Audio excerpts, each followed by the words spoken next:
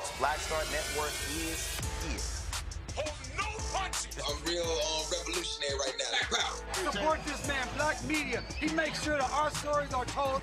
Thank you for being the voice of Black America, Roland. Stay black. I love y'all. All momentum we have now, we have to keep this going. The video looks phenomenal. See, there's a difference between Black Star Network and Black-owned media and something like CNN. You can't be Black-owned media and be scared. It's time to be smart. Bring your eyeballs home. You dig?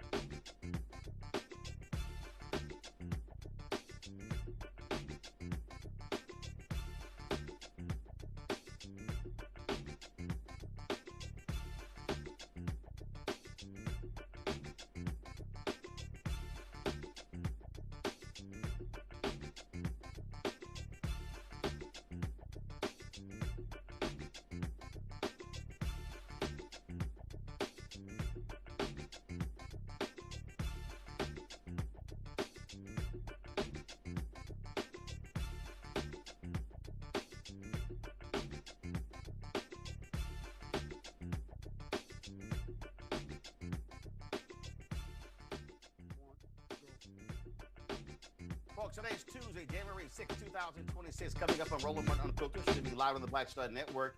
5 years ago, mostly white domestic terrorists led by insurrectionist Donald Trump tried to literally stop the election process. We remember what took place. Democrats on Capitol Hill held a hearing today. Guess who didn't show up? Republicans. They don't actually care about it.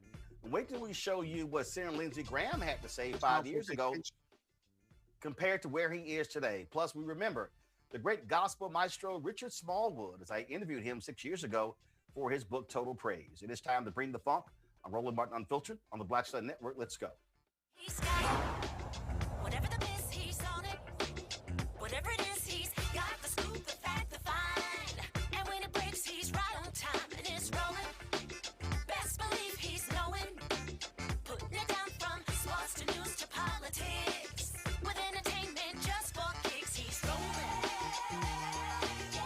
It's on go, roll, y'all. It's Roland Martin, rolling with Roland now. He's funky, he's fresh, he's real, the best, you know he's Roland Martin now.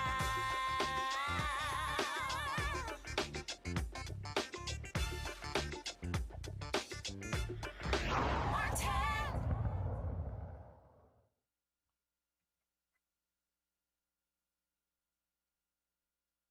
Well, folks, it's 5 years ago on this day, you had supporters of Donald Trump who stormed the United States Capitol, destroying property, beating up cops. It was mayhem that took place on this day. It was led by Donald Trump.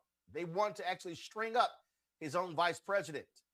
Donald Trump did nothing about it. He sat in the White House, watched it happening, and frankly was happy to see it.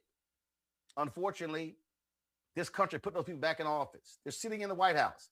A lot of those Republicans still in Congress today. And so we remember what took place on January 5th. And so many MAGA conservatives, they just go, oh, why are y'all making a big deal out of this? As if we did not see with our own eyes what these thugs were actually trying to do. Angry because their little G God lost the election. Joining us right now is Congresswoman Norma Torres of California, who was there on this day. And we remember again, there's a lot of stuff we're going to be showing you, including testimony on Capitol Hill today. Congresswoman Torres, how you doing? Congresswoman, can you hear me?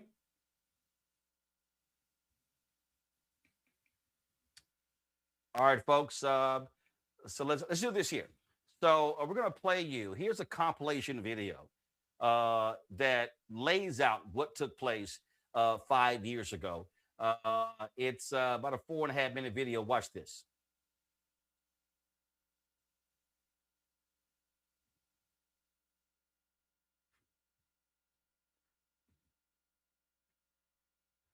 We will never give up. We will never concede. It doesn't happen. You don't concede when there's theft involved. And after this, we're going to walk down, and I'll be there with you. We're going to walk down to the Capitol, because you'll never take back our country with weakness. You have to show strength, and you have to be strong. 350, it does look like we're going to have an ad hoc march stepping off here. There's a crowd surge heading east. Mike Pence, I hope you're going to stand up for the good of our Constitution and for the good of our country. And if you're not, I'm going to be very disappointed in you. I will tell you right now.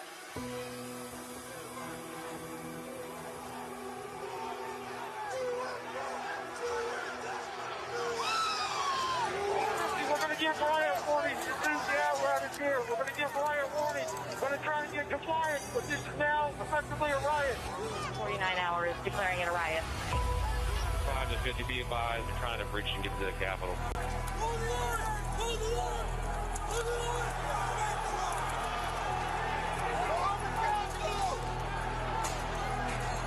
We have a breach of the Capitol. Breach of the Capitol to the upper level. Mike Pence didn't have the courage to do what should have been done to protect our country and our Constitution. Bring out Pence. Bring out Pence. Bring out Pence.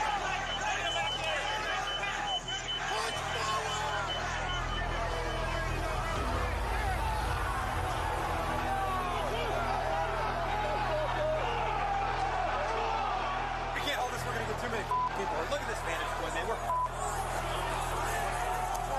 We're trying to hold the upper deck. We're trying to hold the upper deck down.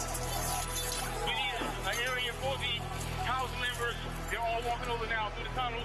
We need to move down. Copy. If we lose any more time, we may lose the ability to leave. So if we're going to leave, we need to do it now. We lost the line. We lost the line. All MPD, pull back. All MPD, pull back into the upper deck. ASAP. H208 with 4 members. The doors barricade. There's people flooded the hallways outside. We have no way out. Officers still remaining on the House floor, so we can secure the members on the other side. Copy. Officers down! Get them up! Get them up!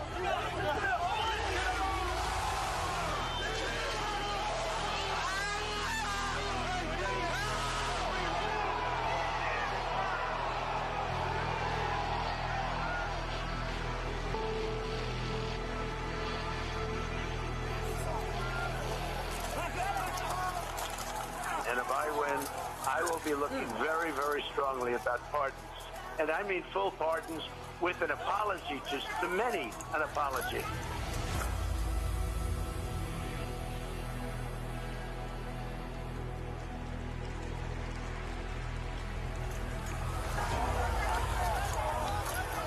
They were peaceful people. These were great people. The crowd was unbelievable. And I mentioned the word love, the love in the air. I've never seen anything like it.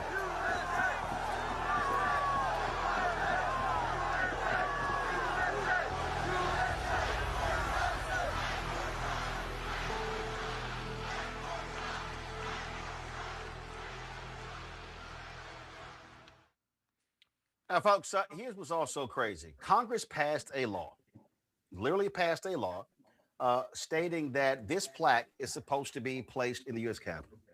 It says, on behalf of a grateful Congress, This plaque honors the extraordinary individuals who bravely protected and defended the symbol of democracy on January 6, 2021. Their heroism will never be forgotten. If you zoom in here, it says United States Capitol Police, Metropolitan Police Department of the District of Columbia. And then it says Arlington County, Fairfax County, Maryland Department of State Police, Metro Transit Police Department, Metropolitan Washington Airport Authority, Montgomery County, Maryland Department of Police, New Jersey State Police, Prince George's County, Maryland Police Department, Prince William County, Virginia Police Department, Virginia State Police, the federal agencies, Bureau of Alcohol, Tobacco, Firearms, and Explosives, Department of Health and Human Services, Department of Homeland Security, Federal Bureau of Investigation, National Guard Bureau, Department of Defense, Pentagon Force Protection Agency, Department of Defense, United States Marshal Service, United States Park Service, United States Secret Service. This is the actual plaque. Here's the problem. If you actually go to Capitol Hill, this plaque is not there. This plaque is not there because Republicans refuse to actually put it up. 5 years later, this plaque still is not up because the so-called people who love talking about protect the blue, they are in cahoots with Donald Trump and these domestic terrorists, and they do not want to honor those Capitol Police officers. Joining us right now is Congresswoman Norma Torres of California. Congresswoman, glad to have you here. Bottom line is this here. I don't want to hear jack from any damn MAGA Republican about how important the police officers are when Speaker Mike Johnson has no guts. Senator John Thune has no guts. They won't even put this plaque up in the U.S. Capitol, and a law was passed saying it should be up. It is truly unbelievable, Roland. It's so great to be with you today that we are talking about this. A simple plaque, a simple acknowledgement, not necessarily of the incidents, but of the actions of the police officers, their bravery, their willingness to stand in front of a violent mob that was trying to hurt members of Congress, trying to hang the vice president of the United States of America. And that plaque continues to sit in a basement somewhere in storage. However, some members, like myself, we have a printout, a poster of that plaque, and that sits at the front of our offices, acknowledging that we support our officers and we thank them for their bravery. There was a hearing today. I'm going to show a little bit later. Republicans didn't even bother to show up for it. And for them, it's like this today, no big deal. What really happened? It was nothing, a walk in the park. And here's the problem. The problem is a lot of those co-conspirators on that day with the likes of Steve Bannon, the Proud Boys, and the Oath Keepers, they're actually your colleagues, Congresswoman. They really are. And they had a celebration. Approximately 50 of them were marching, once again, trying to come to the Capitol, but, they stayed outside. And they said that they were celebrating what they did 5 years ago. I think it's important for people to understand that these individuals, many of them are violent individuals. Of the 1,551 people that have been pardoned by Donald Trump, 33 of them we know of have been rearrested on charges such as child porn, rape, domestic violence. So these are not the best of the best. And this is the army that Donald Trump is now trying to give or reward them with $150 million. Remember this, America. They are on a standby until they are recalled by Donald Trump. To do what? We don't know. So, the thing that we still have to deal with is, look, Trump pardoned these people. They pardoned. And Congressman Jamie Raskin talked about how a number of these people have gone to commit other crimes. Yes. These are thugs. These are criminals. And not only that, Trump is literally giving the family of Ashley Babbitt millions of dollars $8 because million. she chose to defy orders and try to break into the building. But they casting these folks as heroes, as martyrs. Yes, and do you know how much the police officers that were injured, that were bloodied, many of them can't even return back to work? Do you know how much they have received in payment for their injuries? Zero. That's the amount. Well, that's what we're dealing with. And unfortunately, again, for the Republicans today, it's no big deal to them. It was just simply a bump in the log. And unfortunately, the people who tried to overthrow the government that day, overturn the election results, the problem is they're the ones now in charge. They're in charge of the White House, they're in charge of the House, they're in charge of the Senate. They have all three branches of government. And because of that, and because Republicans in Congress do not have the backbone to stand up to the bully in the White House, we are not able to block any of the actions, including bombing Venezuela, Nigeria, and God knows, is Greenland next? I mean, this is what this president is talking about, and Republicans cannot seem to muster the courage to stop him. We can stop him if we work together and pass bills to stop him. Indeed, indeed. Congresswoman Torres, we certainly appreciate you joining us. Thanks a lot. Thank you so much. It's great to be with you, Roland. Folks, one of the January 6 rioters actually stood up today at the hearing, and he wanted to know why Republicans are not there. What's wrong with you Democrats? Congressman Benny Thompson of Mississippi, he had a very quick response for him.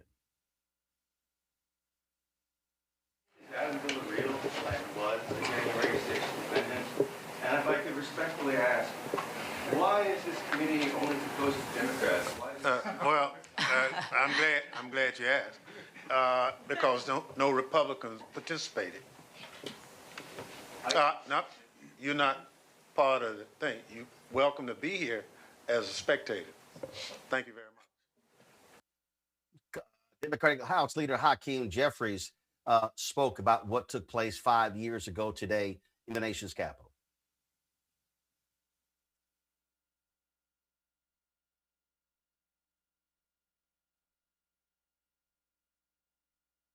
Stretch.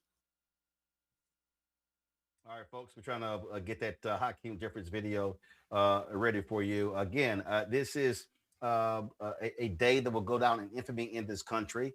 But for Republicans, hey, it was simply Act 1. They're now engaged in Act 2.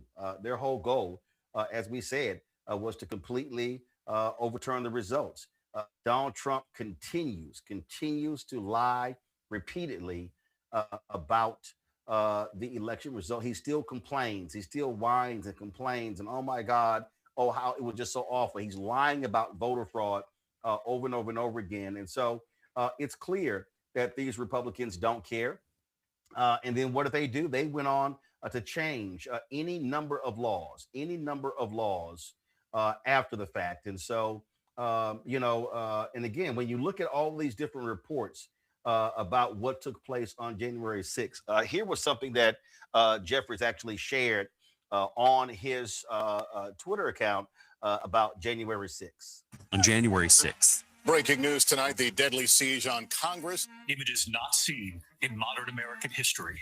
Democrats, Republicans. Unacceptable, undemocratic, and un-American. The entire nation understood exactly what we were looking at. An attack on American democracy. We have a breach of the Capitol! Breach of the Capitol! There were investigations. The select committee to investigate. Convictions. Facing sentencing in Washington today. Justice. But Donald Trump didn't just excuse the violence. He celebrated it. That was a day of love. He put criminals back on the street. Approximately 1,500 for a pardon. Some of them went on to continue terrorizing law enforcement, even committing crimes against children. Full pardon. And Republicans in Congress have gone along with all of them. Oh, I have been betrayed by my country. They've deliberately weakened the law enforcement agencies tasked with protecting our democracy. They've made their beliefs clear. That violence in service of Trump is above the law. You would actually think it was a normal tourist visit. On January 6th, Donald Trump tried to overthrow the government. I'll be there with you. We're going to walk down to the Capitol. Republicans in Congress helped him do Of course, it. I talked to the president. I talked to him that day. They may normalize political violence, but we won't let it happen again.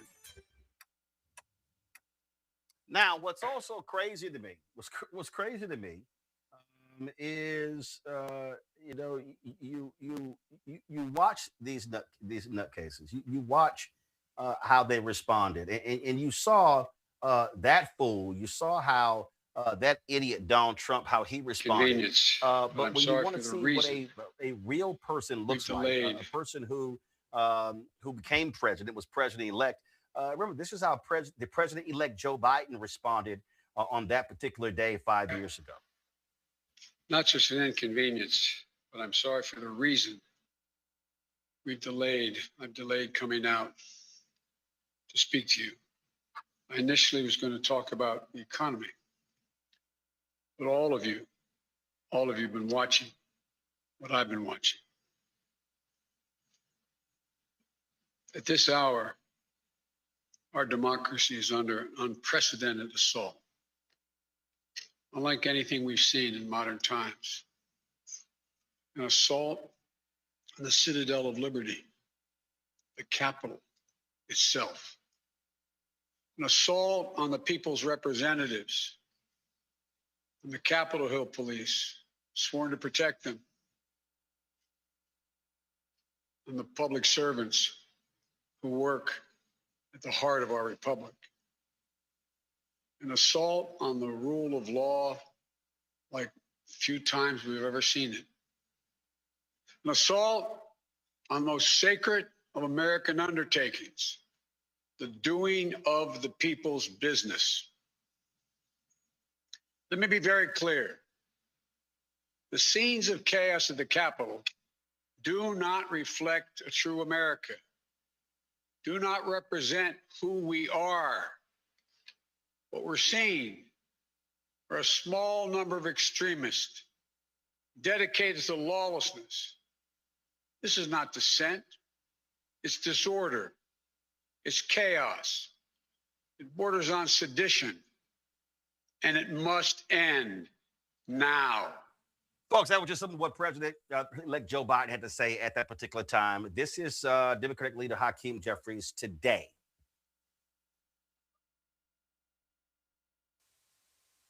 Good evening. Thank you, Leader Schumer, Speaker Emerita Pelosi, to the Sicknick and Smith family, and to all of my colleagues who are present.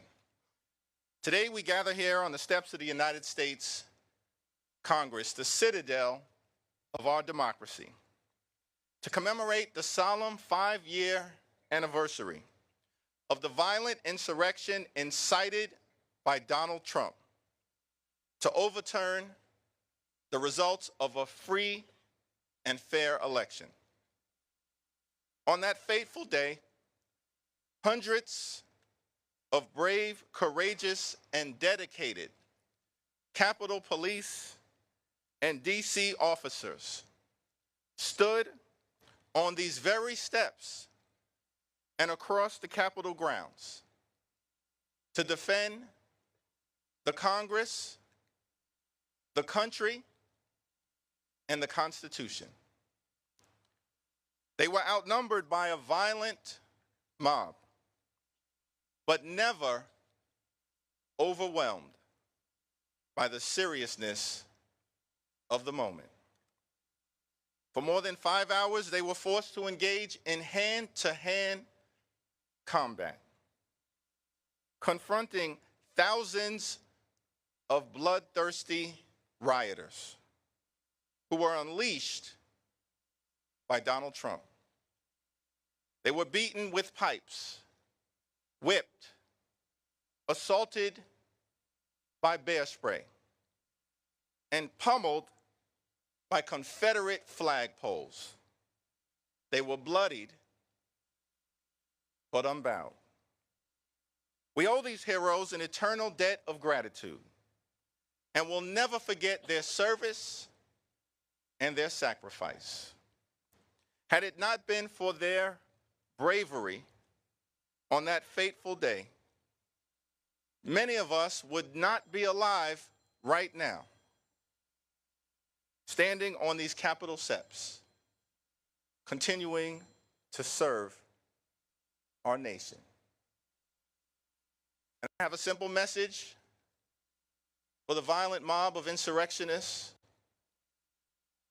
Donald Trump may have pardoned your crimes, but only God can pardon your sin.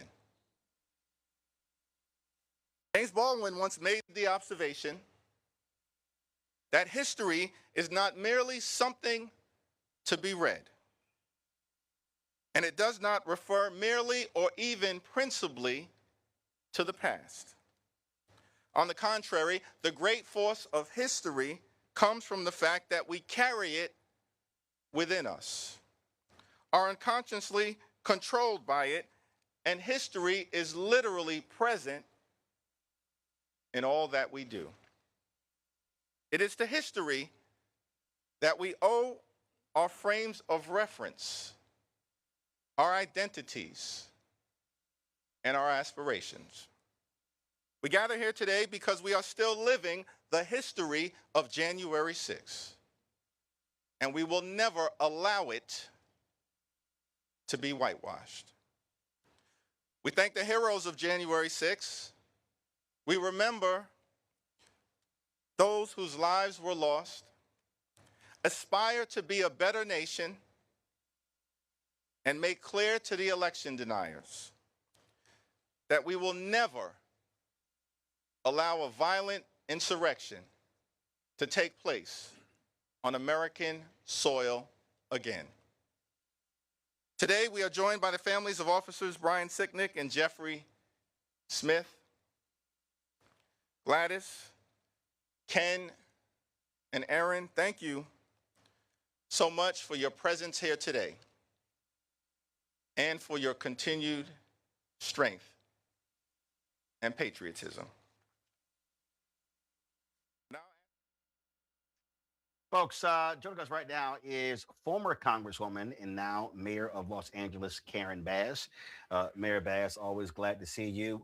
Before we talk about what's happening in California and the craziness in Venezuela, you were there on this day 5 years ago, and it is amazing to me just the sheer ignorance. I'm sitting here while that was playing. I see this tweet right here from Representative Mike Collins, who says, on this day in history in 2021, thousands of peaceful grandmothers and others gathered in Washington, D.C. to take a self-guided, albeit unauthorized tour of the U.S. Capitol. Oh my God.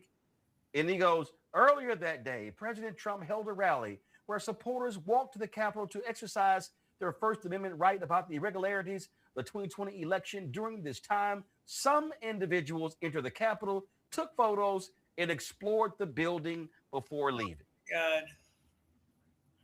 Wow. And that's not ignorance, though. I mean, that is just outright lying. But just think about the environment that Trump has created in our country since he came into office, which is, I can say anything. And it can be so far from the truth. I remember, and I was just sharing with a colleague that on that day, people asked me, well, were you scared? And Roland, I was so angry. I didn't even get it together to be scared. I was just outraged because I knew if those protesters, rioters looked different, there would have been blood everywhere. They would have never entered the Capitol. They came in the Capitol. They tore as much of it apart as they could. They even went into Leader at the time, Kevin McCarthy's office, and vandalized his office. But they were hunting for us, Roland, hunting for us. They wanted to find Pelosi. They wanted to find AOC. They certainly wanted to find Leader Hakeem Jeffries. And as I recall, they even went after, in a whole nother state, his brother who was in Ohio. I mean, he had to be protected.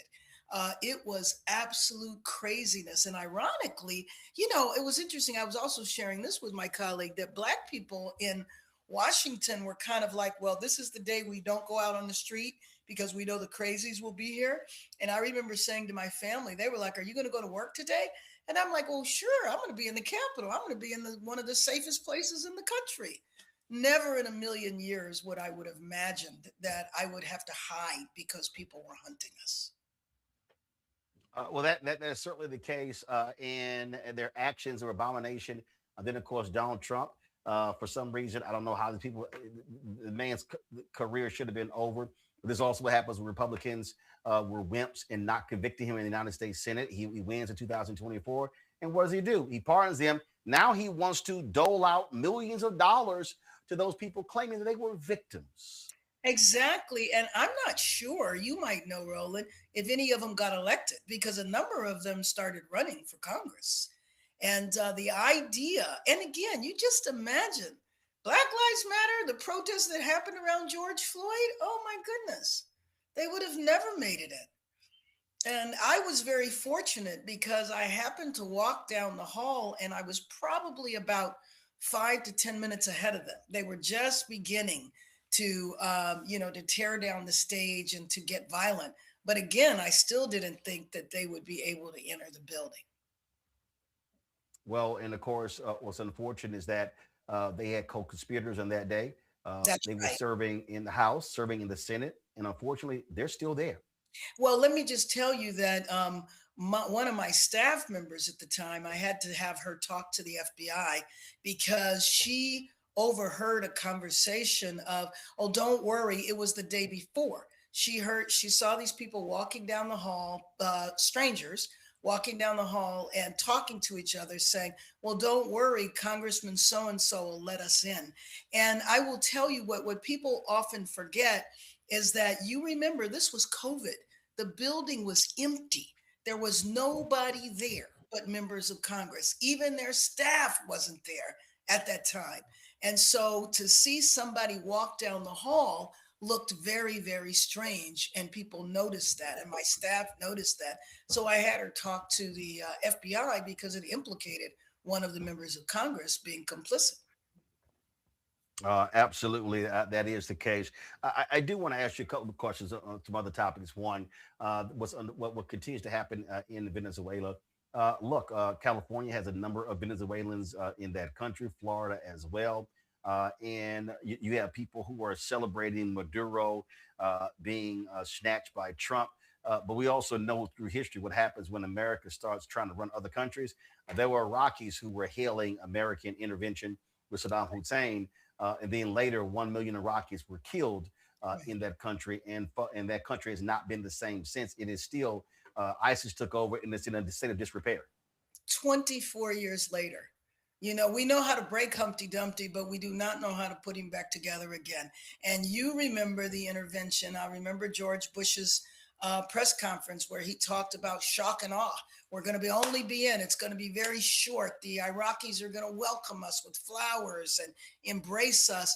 And we never thought about what happens the next day, what happens the day after. And I guarantee you they have no plans for what they mean when they say they're going to run Venezuela. Hey, they can't figure out how to run the United States. So why would we think that they would be able to run Venezuela under the auspices of drugs when the month before he pardoned somebody that had been convicted?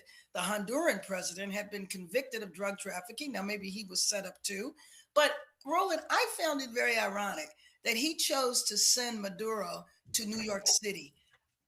Mayor Mondani didn't even have 72 hours before he had his first crisis. And if you remember, Abbott sent tens of thousands of Venezuelans to New York. So, of course, you had crowds cheering him, but Mondani's base would be against an intervention like that. So you set him up and he's going to be there. Maduro in this trial could be going on for a very long time. Now, when we captured Noriega, and you remember Panama, because that's one of the problems with our American culture, we have memories of a nanosecond.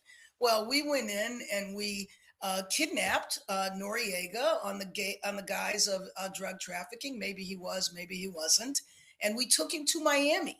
And he was convicted and died in prison in Miami. Why'd they take him to New York?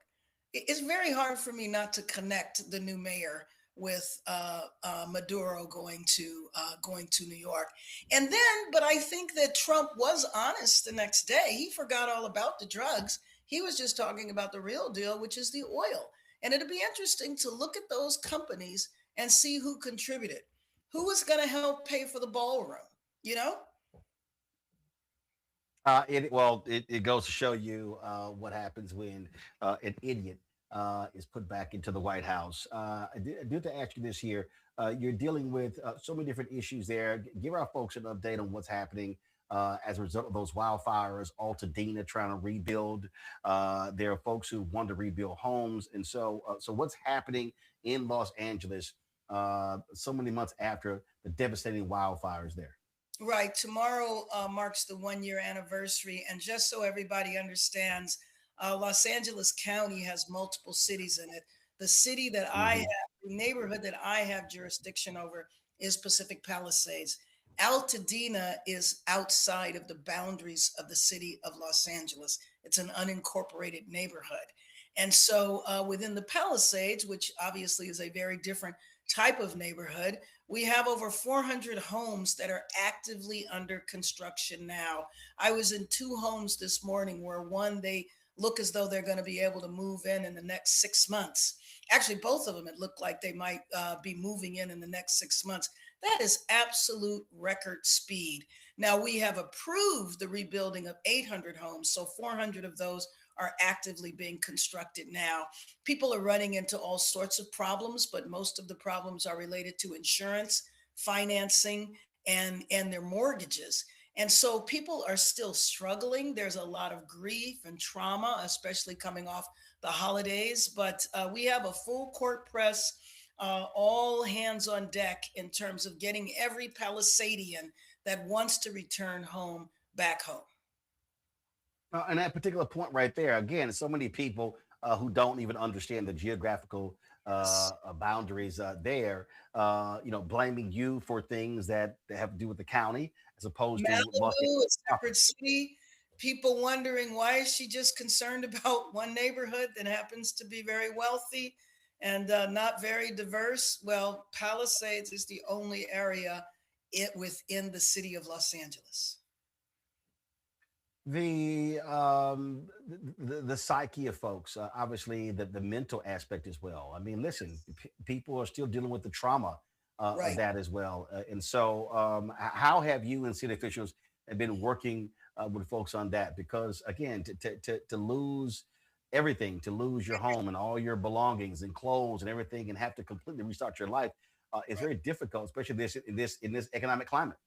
Well, also, and if you think of both ends of the life cycle, people in their 80s who've been living in those homes for a long time, who are not particularly wealthy. They paid off their mortgages many, many years ago and were living very comfortably on a fixed income.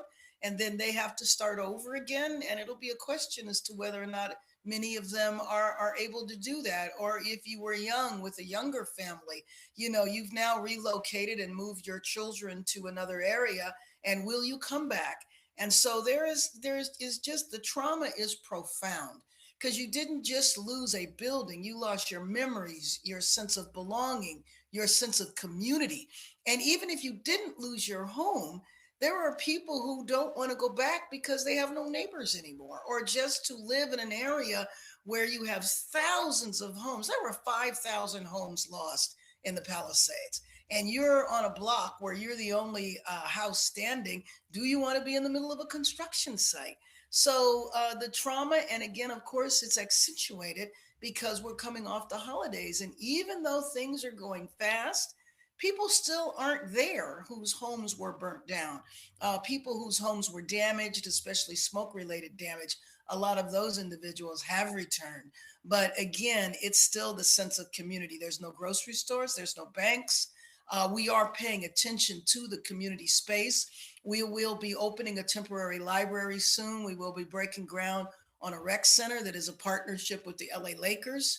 And so paying attention to the community space, we think is very important. We've already opened up one of the playgrounds that was lost. We feel while we're rushing to rebuild the homes, the commercial area is critically important as well. Been a very, very, very painful year because, Roland, the first 6 months of the year, and really it's been all year long, of course, was the fires. But then right when we're able to exhale for a minute, then we get invaded by the US military, with an administration gone rogue. And the immigration raids affected everyone in the city. Los Angeles, 3.8 million people, just about 50% of the city is Latino. 9% of the city is African American. People are often shocked by those numbers, thinking that the Black population is a lot larger than that. And so, given that it affected every aspect of our city, the raids, which, by the way, you may not know, they continue every day. They're just not as dramatic. It's not necessarily as many of them, but there's still, Border Patrol and ICE roaming the cities, snatching people out of car washes, off of lawns, doing landscaping, and chasing people in Home Depot parking lots. Indeed. So we hope the folks there get all the help that they need when it comes to rebuilding. And so we appreciate you joining. We're very excited. Can I give you some good news? We're very excited about 2026. We have the All-Star basketball game in February. We have the U.S. Open for golf for women in May. And then we have 8 games of the World Cup in June. So yes, we are a city that was very traumatized in 2025, but we are regrouping and focused on all of the wonderful events in 2026. Well, I'll be there. I'll be in Los Angeles for the NBA All-Star Game weekend. So definitely looking forward to that. And then that 2 weeks later, because the NAACP Image Awards are there, and so hopefully we get nominated again. So I will see you at festivities there in Los Angeles, Mayor. I look forward to it. Thank you, Roland. I appreciate it. Thanks a lot. Folks, got to go to break. We come back. We'll continue talking with our panel. Also, show you some outrageous. Wait till we show you Lindsey Graham. Now, he's been kissing Trump's ass, multiple times over the last several years. But wait till we show you what he said 5 years ago. It's amazing how they act like video doesn't exist. Oh, Charlie Kirk. What did he also have to say about those rioters? I'm going to show you right here on Rolling Martin Unfiltered on the Black Star Network.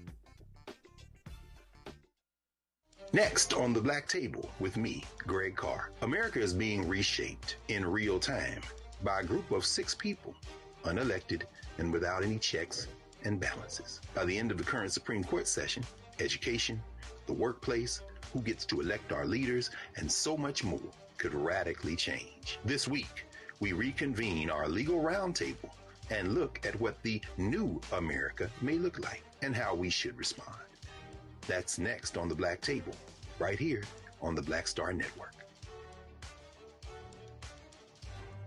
This week on the other side of change. Book bans, anti-intellectualism, and Trump's continued war on wisdom. This is a coordinated backlash to progress. At the end of the day, conservatives realized that they couldn't win a debate on facts. They started using our language against us, right? Remember when we were all woke and the woke movement and all that kind of stuff? Now everything is anti-woke, right? When we were talking about including diversity, equity, inclusion, and higher education, now it's anti-DEI. All this are efforts to suppress the truth because truth empowers people. You're watching The Other Side of Change only on the Black Star Network.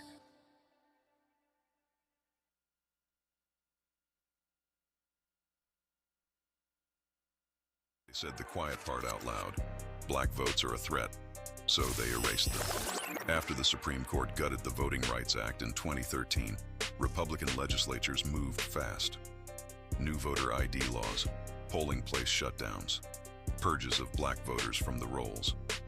Trump's Justice Department didn't stop it, they joined in. In 2018, his DOJ backed Ohio's voter purge system, a scheme that disproportionately erased black voters. Their goal, erase black votes and political power. Yeah, that happened. These are the kinds of stories that we cover every day on Roland Martin Unfiltered. Subscribe on YouTube and download the Black Star Network app. Support fact-based independent journalism that centers African Americans and the issues that matter to our community.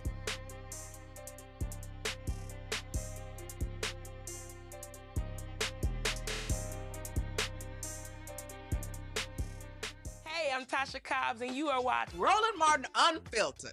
But I need a little filter. I need something. Blow me out. Make me look 35. So Mitch McConnell said that we are not going to tolerate criminal behavior. I completely and totally agree. I think that all the people that came into Congress today that broke the law, they should be held to the highest level of criminal prosecution.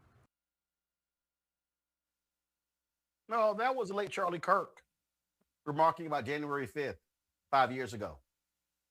But it's amazing how they then all supported the pardoning of these same people. Oh, you want to listen to a complete idiot? Here's South Carolina Senator Lindsey Graham, who has kissed more Trump ass than Melania Trump. This is him on the floor of the United States Senate saying how he was just done. He was just done with Donald Trump. Trump and we've had a hell of a journey. I hate it being this way. Oh my God, I hate it.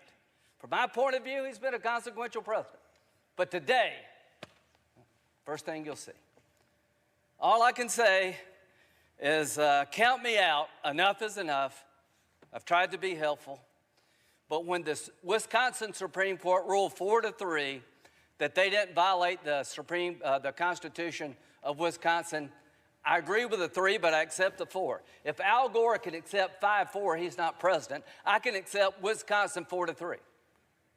Pennsylvania, it went to the Second Circuit. So much for all the judges being in Trump's pocket. They said, no, you're wrong. I accept the Pennsylvania Second Circuit that Trump's lawsuit wasn't right. Georgia, they said the Secretary of State took the law in his own hands. He changed the election laws unlawfully. A federal judge said, no, I accept the federal judge even though I don't agree with it. Fraud. They said there's 66,000 people in Georgia under 18 voted. How many people believe that?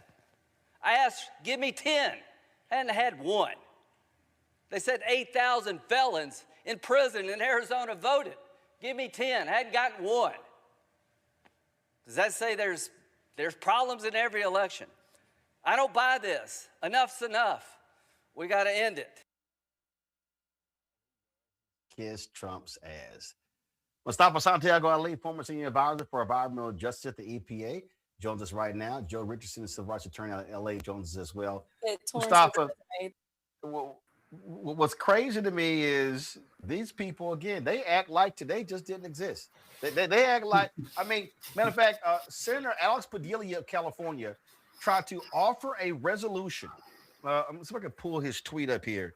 And again, it goes to show you how deranged, crazy, these people are truly nutcases. I mean, 100% nutcases and liars. Padilla said he tried to offer a resolution condemning January 5th and supporting the U.S. Capitol Police, and the Republicans blocked it. You know, one time Bob Marley said, you will never find justice in a world where criminals set the rules. And we're starting to see that play out in so many different instances where individuals know what the right thing is to do, but they continue to not do it. They continue to bend the knee to the current president. They continue to actually lift up individuals who have caused so much harm. They've scarred America on January the 6th. And then after that, they've continued to open the wound up again and again by not doing the right thing. They allow the radicalization of individuals through these conspiracy theories, through disinformation and misinformation.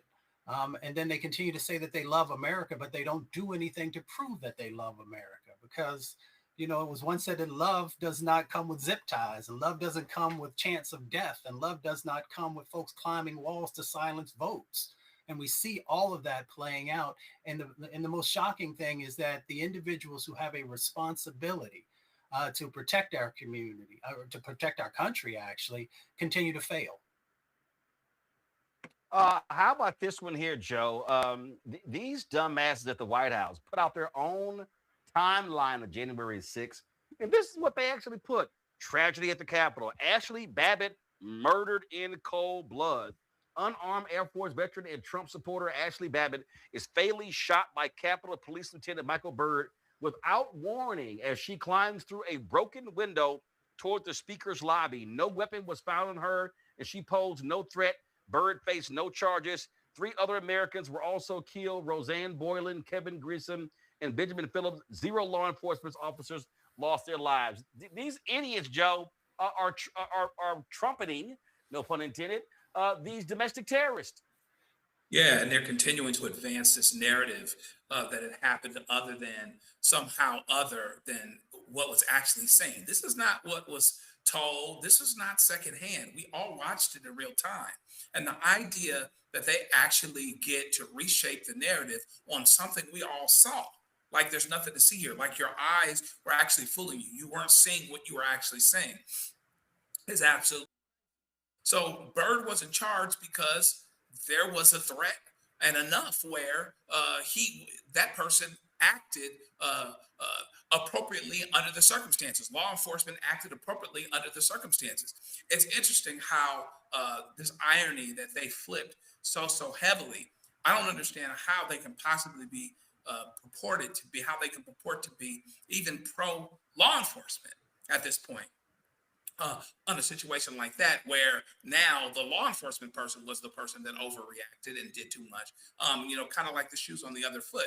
I've heard this once or twice before. And the other thing, like Mayor Bass was saying, it's really interesting.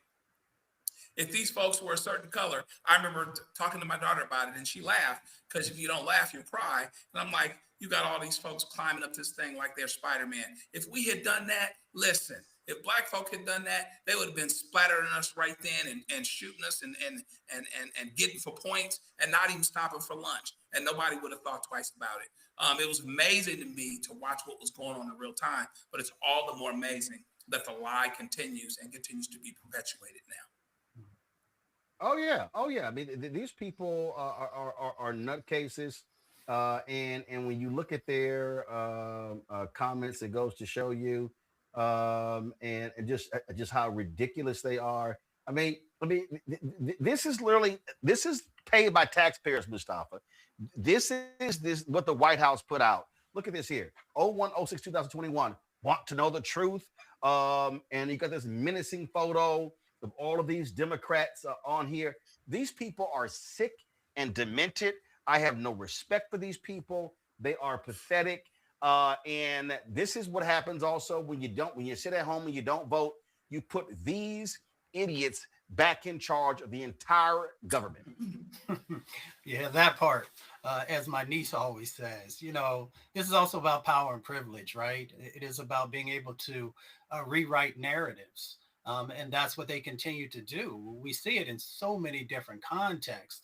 But, for there actually to be all this video footage, individuals who came up and testified, even folks who are actually there as a part of the insurrection, who found, I don't know what they found. We'll say that they found their soul, and actually said that they were wrong for being there, and sharing their story. But you still have these individuals who now try and create these false narratives, and they believe that they can do it because they feel that they have power. They think that they're going to stay in power and hold on to power.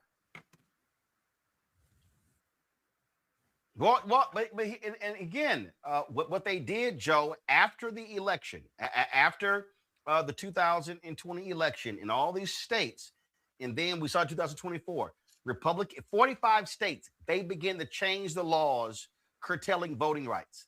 Their whole goal was, we're going to steal future elections.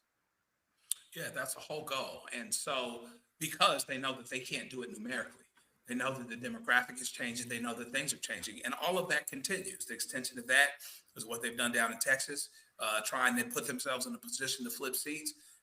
Voter registration, voter ID, all over the country is, probably one of the biggest frontiers related to trying to directly disenfranchise voters, as many voters as possible. And so we have to be as cognizant about what's going on as possible, and not allow any of this to be normalized. Act in a state of urgency. Whatever you've got to do to be able to get to vote, to be able to help people get to vote, it has to happen. It's amazing to me how some of us that are the least of us going through what they're going through so much that they figured out that they can't afford to vote, that they don't have time to vote, that it's not important or prioritized to vote. Meanwhile, back at the ranch, the things that they've come to take for granted, whether it's some form of government support or whatever else, all of that is in jeopardy. Ask any of the people that have lost are in a different situation right now than they were last week because of the cutting of the healthcare subsidies. Ask those who are dealing with cuts to Medicaid. Ask those who have lost their jobs that work for the government for 15, 20 years, when working for the government was supposed to give you a property right in your job. So this is going on in real time. Things are being taken from folks. Things are being taken from regular folks, day by day. But the regular folks really have to stand up.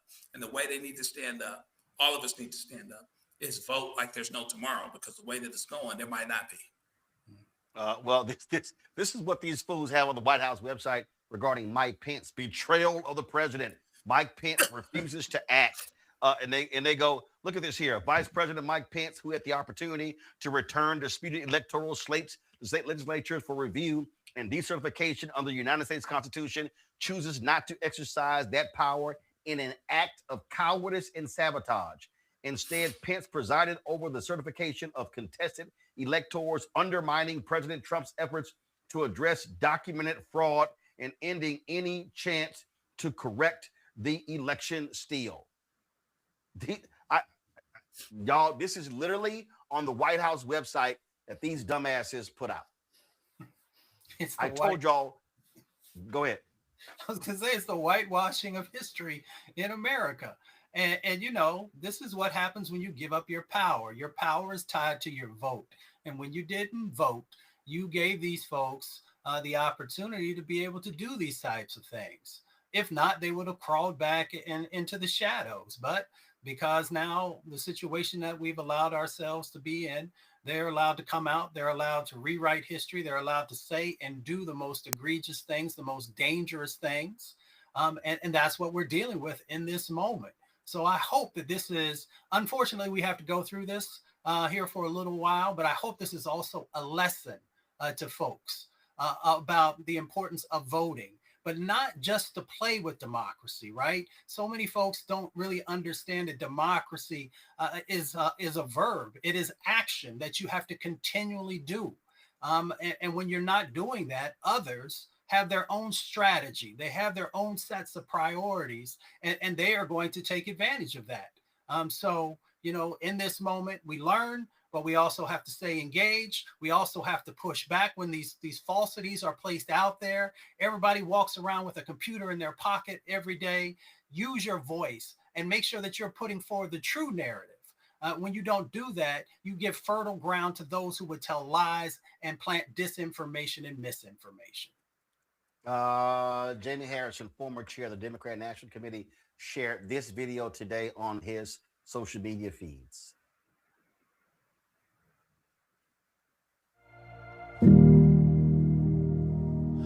America. Generations worked,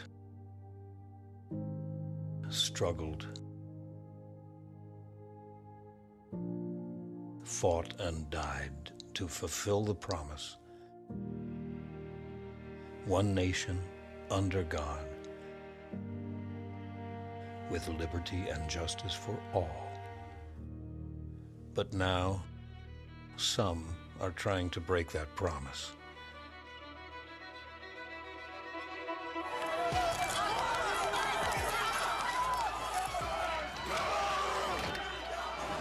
They want to take away American rights just to regain power. They want to overturn free and fair elections. Republican lawmakers are working to make it harder for millions of Americans to vote. They want to deny a woman's right to control her own body. Roughly half the states are certain or very likely to make abortion illegal. They defend terrorists as peaceful protesters. By and large, it was peaceful protests. They call cop killers patriots. And while they pretend to be tough on crime, they vote against funding the police. You voted against that package, against that $350 billion, just like every other Republican in the House and Senate. It's you and the Republicans who are defunding the police.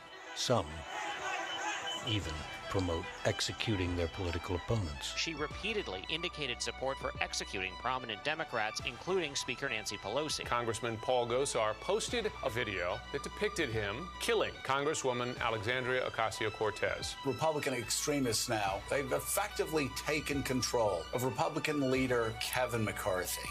And if Republicans win back power, those who embrace intolerance, undermine democracy, and support violence, they'll be in charge of their America.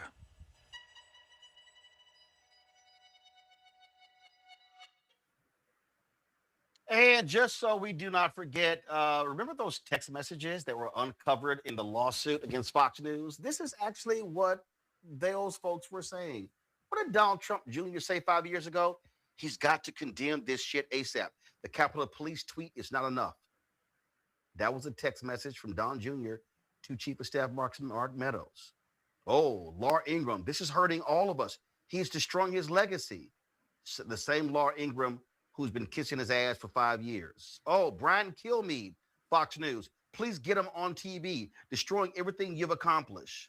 Brian Kilmeade to Mark Meadows. And the biggest Trump ass kisser in all, and that's a very tough list to make because there's so many people. Sean Hannity, can he make a statement? Ask people to leave the Capitol. Yeah, that's all their legacies as well. Folks, speaking of legacy, got to go to a break. We come back. We're going to talk about the first civil rights museum in the North. Mark Morial, President of the National Urban League, will join us. Talk about that next right here. Roland Martin Unfiltered, the Black Star Network. Don't forget, support the work that we do. Join our Bring the Funk fan club. Listen, our goal is to get 20,000 of our supporters to contribute on average $50 each a year, which will raise $1 million to offset the cost to do this show, but also the network. Remember, it's this show and it's the other shows that we have. We got new shows coming down the pipeline. We got a new daily show starting in 3 weeks. We got a new health show starting as well. And so all these, so you want to support our work, you want to contribute via Cash App, use the Stripe QR code. You see it right here on the screen, the Stripe QR code. You can also use that QR code for credit cards as well. PayPal is R Martin Unfiltered. Venmo is RM Unfiltered. Zelle is Roland at RolandSMartin.com. Roland at RolandMartinUnfiltered.com. Checks and money order to make it payable to Roland Martin Unfiltered, P.O. Box 57196, Washington, D.C. 20037-0196. That's checks and money orders. Folks, I'll be right back. This week on the other side of change. Book bans, anti-intellectualism, and Trump's continued war on wisdom. This is a coordinated backlash to progress. At the end of the day, conservatives realized that they couldn't win a debate on facts. They started using our language against us, right? Remember when we were all woke and the woke movement and all that kind of stuff? Now everything is anti-woke, right? When we were talking about including diversity, equity, inclusion, and higher education, now it's anti-DEI. All this are efforts to suppress the truth because truth empowers people. You're watching The Other Side of Change only on the Black Star Network. Michael McMillan, President and CEO of the Urban League of Metropolitan St. Louis, and you are watching Roland Martin Unfiltered.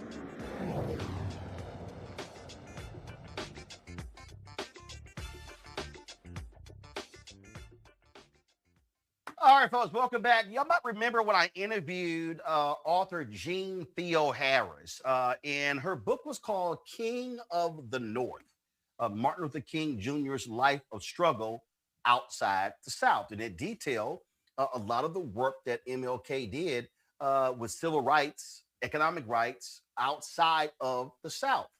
Well, in many ways, the battle for civil and economic rights in the North has largely been forgotten, has been ignored. In fact, I was going through my bookshelf last night and I came across the book Militant Mediator, which was a book about Whitney Young, who was the CEO of the National Urban League, one of the big six civil rights organizations. Well, the National Urban League is actually, they've opened their new building in Harlem, and what including that is a civil rights museum, the first of its kind in the North. Joining us right now is Mark Morial, CEO of the National Urban League.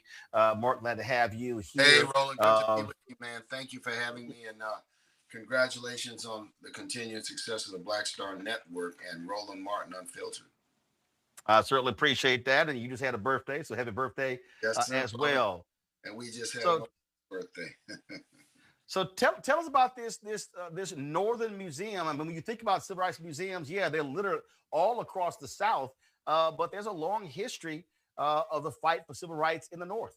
So, Roland, thanks for the opportunity. Well, first of all, we have just opened the Urban League Empowerment Center in Harlem on 125th Street. It's a 17-story mixed-use building, which includes the National Urban League's national headquarters. Next fall, we will open another component of the building, which will be the Urban Civil Rights Museum in Harlem. That's the official name of it, the Urban Civil Rights Museum in Harlem.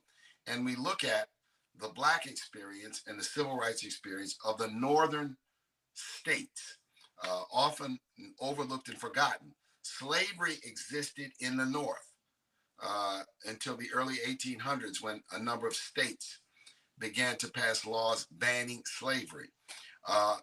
So much of our history is tied into the Great Migration, which was the movement of some 5 million Black people beginning in the 1880s all the way to the 1950s, from the South to the North. Isabel Wilkerson's book chronicles a number of these stories.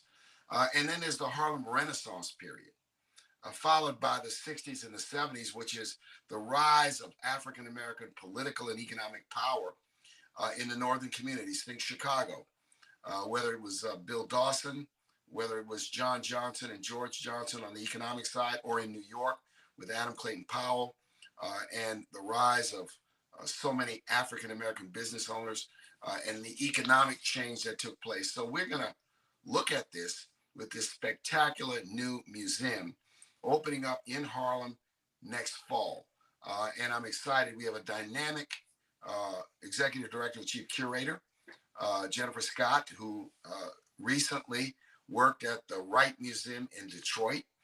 And so we're very, very excited to really tell these stories in a time when too many are trying to suppress, marginalize, and diminish the contributions of African Americans. This museum is independent. It is owned by the National Urban League. There will be no censorship. There will be no governmental overreach when it comes to our museum. And we're looking forward to a spectacular grand opening. But the current building, 17 stories, is an economic colossus. We've got retail stores. We've got Studio Museum of Harlem, 100 Black Men, United Negro College Fund, New York office, and a number of others who are resident in the office space portion of the building. So this is really a Black African-American economic empowerment center in Harlem. Mark, first of all, you mentioned several books there, and you're right. The Warmth of Other Suns, The Epic Story of America's Great Migration. Isabella Wilkerson, of course, that won the Pulitzer Prize. And so, yeah, trust me, I got a ton of books here. And I mentioned this book. This is Dennis C. Dickerson's book about one of your predecessor, Whitney M. Young Jr., was called Militant Mediator. Yes. And so when you talk about this history, you talk about what happened. Again, a lot of people, if they read about I got the biography of Adam Clayton Powell, the battle that was happening in Harlem, in New York City. Right. If you read Unbossed, Shirley Chisholm's book, she talks about what took place in New York City and Brooklyn, in those 5 boroughs as well. And so then we start talking about, again, you can William Trotter, what he was involved with, battling in Boston as well. And so there's so many examples of story that people just don't know about. And, Roland, I think the other thing is, from a contemporary perspective, the NAACP, NAACP, the National Urban League, and the United Negro College Fund were historically headquartered in New York City. Now, we remain in New York City. Of course, NAACP is now headquartered in Baltimore, United Negro College Funds in Washington, D.C. But Dr. King and SCLC routinely came to New York not only to raise funds, but to build support for the civil rights movement. And many of the meetings, the central meetings that took place to organize the March on Washington, took place in New York and took place at the National Urban League's headquarters. I have a great photo in the building of Roy Wilkins and A. Philip Randolph and John Lewis and Whitney Young and a number of others who were in a meeting planning the March on Washington. Jack Greenberg, who was at LDF at the time. So the North was central. It's a story we've got to tell the complete story of civil rights and the story and the journey of African Americans in the United States. Questions from our panel. Joe, you first. Good to be with you. My cousin is Justin Robinson of the Houston area Urban League. Sorry we haven't met yet, but in any event, one of these times. But I wonder if this will be used. You guys are going to be intentional about using this as an opportunity to remind people of the importance of the Urban League, particularly in the present day, the importance of its work, and to really connect the dots towards initiatives, voting, voter representation and things like that in the future. How can you really use this as a springboard to remind people, and particularly young people that aren't so necessarily connected to the struggle from the standpoint of having dealt with it? How can we use this as a tool to really propel us forward? It's a great question and an important question. One component of the new Urban League Empowerment Center is a 20,000 square foot conference and meeting center, which will allow us to convene meetings, gatherings, summits, symposiums for these types of discussions. So already in fall of 25, after we opened, we held an youth leaders summit in the building. In March, we'll have a college leaders summit in the building. We are intentional. Our young professionals now number some 10,000 to building and creating a platform for the next generation, which includes elected officials, activists, scholars, young business owners and entrepreneurs, media personalities, and platform personalities. We have got to create an opportunity to create a voice and a platform for them to speak and be heard. And I'm committed to the museum and the conference center being utilized that way. We have got to inspire, energize a new generation to understand that influencing and having impact requires collective action. So I say, join us or create something else, but don't stand in observation as a spectator. We need organized action, and that includes the utilization of social media tools. But social media tools alone are not enough. You've got to engage in old-time, community-based organizing and bringing people together for collective action and input. Thank you. Mustafa. Well, Fred, congratulations. I really appreciate it as you highlighted us owning our own. We know some of our museums that are tied to the government. We see some of the dynamics that are going on. And I was thinking, what are some of the issues that folks are really concerned with right now? Of course, one of them is around labor and economic justice. And there's so much work that's happened in the North that often gets missed. Can you talk a little bit about how you all will be focusing on helping folks to understand where we've come from, how we've been able to make change in that space, and the directions we need to go moving forward? I think one of the things we can highlight is the historic intertwining of the labor movement and the civil rights movement in the North. One thing that's very interesting, Roland, I don't know if you've seen the book on Charles Diggs, the legendary congressman from Detroit, but Detroit was a place in the North where there was a strong labor, Black political coalition that not only elected people to office, but impacted public policy, particularly in the state of Michigan, around the automobile and the manufacturing industry. So we've got to educate people to show people the possibilities. This conversation we are having now about affordability, we've got to make sure that the racial wealth gap and the racial income gap is not missed in this economic conversation that we have. And so I see a museum as a place to learn and explore. So while we'll have a permanent exhibition, we've got a rotating gallery, which will be able to take on topical issues that are much more contemporary. And then we've got space Already, we've got a number of community-based groups, the United Negro College Fund, who've done activations in the space. So I think, you're absolutely right. That is an issue. And it's my hope that, in the present day, with the conversation that's going to be had about affordability, that the issues of Black economic opportunity, Roland, the impact of the attacks on diversity, equity, and inclusion, the spiking of the Black unemployment rate, the fact that too many of our people are stuck in low-wage jobs will bubble to the top. And we've got to push it to the top. And this museum is a way, this conference center is a way to elevate those voices. All right, then. Again, congratulations on the museum, the opening of the new building. To New York, I got to get you on a tour of the building. So we'll look forward to doing that. And I want to find a time when Roland Martin Unfiltered can broadcast from the new Urban League Empowerment Center in Harlem. All right, then. So I guess next time we go to New York City, we got a place to do the show from, huh? You got a place, brother. You got a place. Let me know. All right, Mark, thanks a bunch. God bless. Thank you all. Happy New Year. All right.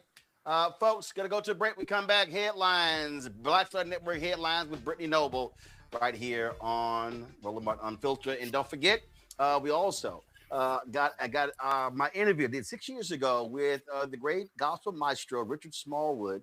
We're going to show you that. We thought that had been lost, but luckily I found it. And we talked about his book, Total Praise, a fascinating conversation as we celebrate his life and legacy. All that's going to be the top of the hour right here on Roland Martin Unfiltered. Back in a moment.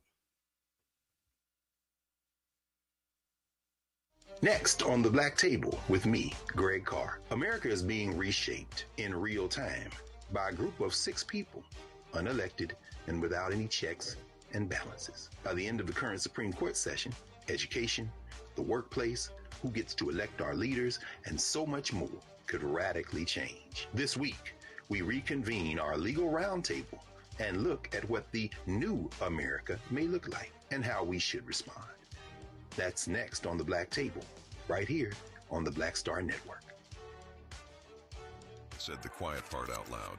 Black votes are a threat, so they erased them. After the Supreme Court gutted the Voting Rights Act in 2013, Republican legislatures moved fast. New voter ID laws, polling place shutdowns, purges of Black voters from the rolls. Trump's Justice Department didn't stop it, they joined in. In 2018, his DOJ backed Ohio's voter purge system, a scheme that disproportionately erased Black voters.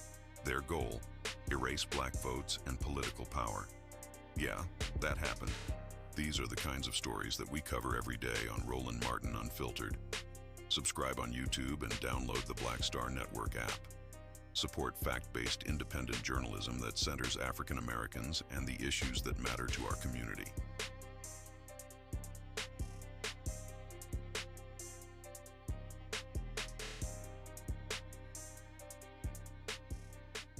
This week on A Balanced Life with Dr. Jackie, we're talking about the ups and the downs of the holidays, the ebb and flow of life, those things that keep us running and gunning. But there comes a time in each of our lives where we need to just sit down, sit back, and relax, giving you a chance to really find out who you are and how you're going to move your life forward. How do I learn? How do I grow from this? And that's where, resilience comes. I'm literally walking this out in real time. It's just giving myself all the grace, all the space, all the permission that I need. We're talking about all of these things this week on A Balanced Life with Dr. Jackie here on Black Star Network. Hatred on the streets, a horrific scene, a white nationalist rally that descended into deadly violence. White people are losing their damn minds.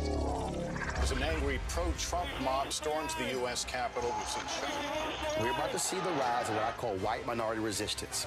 We have seen white folks in this country who simply cannot tolerate Black folks voting. I think what we're seeing is the inevitable result of violent denial. This is part of American history. Every time that people of color have made progress, whether real or symbolic, there has been what Carol Anderson at Emory University calls white rage as a backlash. This is the rise of the Proud Boys and the Boogaloo Boys. America, there's going to be more of this. Here's all the Proud Boys, guys. This country is getting increasingly racist in its behaviors and its attitudes because of the fear of white people. The fear that they're taking our jobs, they're taking our resources, they're taking our women. This is white fear.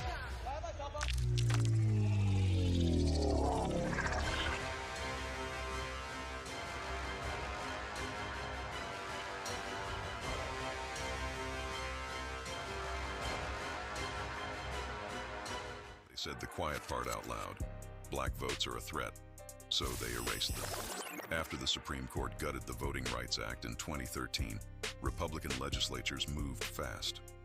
New voter ID laws, polling place shutdowns, purges of black voters from the rolls. Trump's Justice Department didn't stop it, they joined in. In 2018, his DOJ backed Ohio's voter purge system, a scheme that disproportionately erased black voters. Their goal, erase black votes and political power. Yeah, that happened. These are the kinds of stories that we cover every day on Roland Martin Unfiltered. Subscribe on YouTube and download the Black Star Network app. Support fact-based independent journalism that centers African Americans and the issues that matter to our community.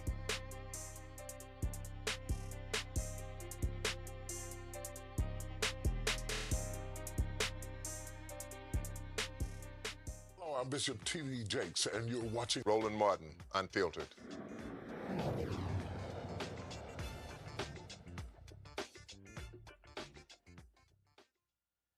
All right, folks, time for Black Star Network headlines with Brittany Noble. Roland, the Department of Health and Human Services is freezing $10 billion in federal funds. This move will impact 5 Democratic-run states. Those 5 states are California, Colorado, Illinois, Minnesota, and New York. The Trump administration is blocking the funds over concerns of fraudulent child care programming and what Trump says, giving money to illegals. The department has not cited evidence of fraud in any of the states impacted. Well, the flu is on the rise in the United States. 45 states are now reporting a surge in cases, and doctors' visits have reached the highest levels in nearly 30 years. So far, about 5,000 people have died from the virus, including 9 kids. This comes as the Trump administration pulls back on advice to get kids vaccinated. 2 countries have announced U.S. citizens can no longer enter into their country. African nations Mali and Burkina Faso are now saying that Americans cannot visit. This comes after the countries were banned by the White House in late December. Officials from both countries say they're matching energy. The U.S. says citizens from those countries can only enter into America if they are lawful permanent residents, existing visa holders, athletes, or diplomats. The travel ban is now at a total of 38 countries. Well, the Department of Homeland Security is pushing back after accusing a Hilton property in Minneapolis of taking part in what it calls a coordinated campaign to refuse service to DHS law enforcement officers. The dispute comes amid ongoing protests at hotels across Minneapolis over their decision to host immigration and customs enforcement agents. Meanwhile, the Trump administration has ordered a new enforcement surge, sending more than 2,100 ICE agents and Homeland Security investigators to the Twin Cities. Officials say the operation is focused on uncovering fraud in the state. Hilton has since clarified that refusing service is not company policy, saying the incident involved a single, independently owned hotel. Roland, back to you.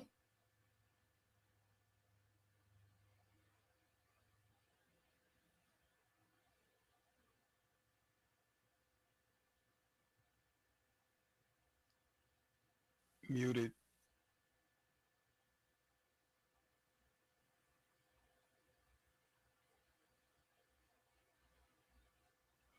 All right, folks. Brittany, still appreciate it. Thanks a lot. Hey, folks, we're gonna go go to break. We come back. We got our shopblackstarnetwork.com segment. Also, we got our interview with the late great Richard Smallwood. A fascinating conversation. Trust me, one you do not want to miss. We'll be right back on Roland Martin Unfiltered. Next on the Black Table with me, Greg Carr. America is being reshaped in real time by a group of 6 people, unelected and without any checks and balances. By the end of the current Supreme Court session, education, the workplace, who gets to elect our leaders, and so much more could radically change. This week, we reconvene our legal roundtable and look at what the new America may look like and how we should respond. That's next on the Black Table, right here on the Black Star Network. Hey, this is Motown recording artist Kim. You are watching Roland Martin Unfiltered. That boy, he always unfiltered though. I ain't never known him to be filtered. Is there another way to experience Roland Martin than to be unfiltered? Of course he's unfiltered. Would you expect anything less? Watch what happens next.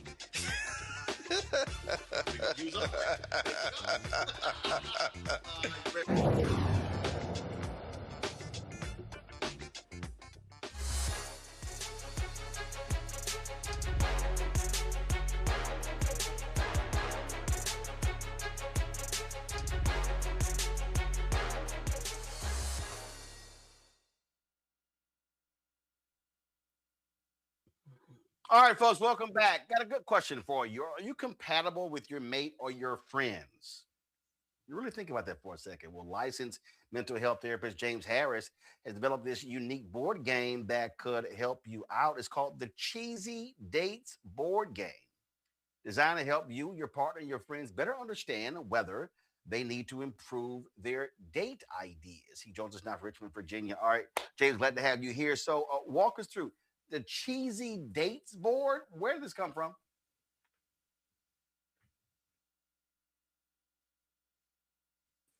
Hey, what's up, Roland? Appreciate you for having me, boss. So yeah, I'm a therapist. I got a practice in Richmond, Virginia.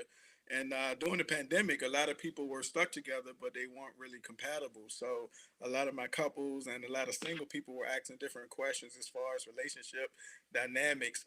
So one day I decided just to put it in a board game because repetitive questions kept coming. So I just did that. So it comprised of a nice size board, which is about 18 by 18, similar size of the Monopoly board, a couple pawn pieces, 2 dice, as well as 2 card decks. One card deck is comprised of different date ideas because sometimes people run low on spontaneity. You know, you get tired of going to the movies or bowling.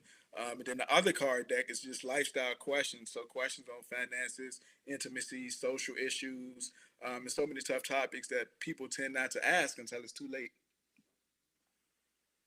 Okay, so how does the board game work? So you roll the dice, move around the board. I thought I sent you know, you guys had some examples, but this right here is the board. And then of course the 2 different card decks. So you roll the dice, move around the board. Whatever card you land on is what card you flip. You ask the person directly one-on-one, or you ask the group of people that you're playing with, and everybody chime in with their answers. And if you select a date idea, you'll write that down. Then you guys do it at a later time. Okay. And how long does it take? It depends. From a social aspect of it, you guys can engage pretty much all night. But if you want to play the actual game, it probably takes about an hour or so. But the idea is to create that conversation piece, to exchange dialogue on those topics that I mentioned, whether it's finances or social issues or either lifestyle choices, even political issues. When I created this, you know, of course, Roe v. Wade had just been overturned. So a lot of couples been together didn't know that their partner had those type of ideas or were opposed, you know, so some of the things came up like that as well. So there's a lot of tough topics. You'll know if you want to be with this person or if this person just, you know, y'all on different ends of the spectrum. Gotcha. All right, let's go to my panel with questions. Mustafa, what you got? Yeah, James, this sounds really interesting. I'm curious, you know, sometimes with tough questions, things can get heated. Is there guidance on how to handle these tough conversations? Sure. See me or another therapist. But the idea is not for you guys to be in confrontation or become cantankerous with each other. It's just to explore dialogue and see how we can communicate. And that's pretty much the purpose of the game. If you can't answer these questions directly without the pressure, just think about how much easier it would be as you put it on the game, opposed to just randomly asking your partner about those different topics. All right. Joseph. Interesting.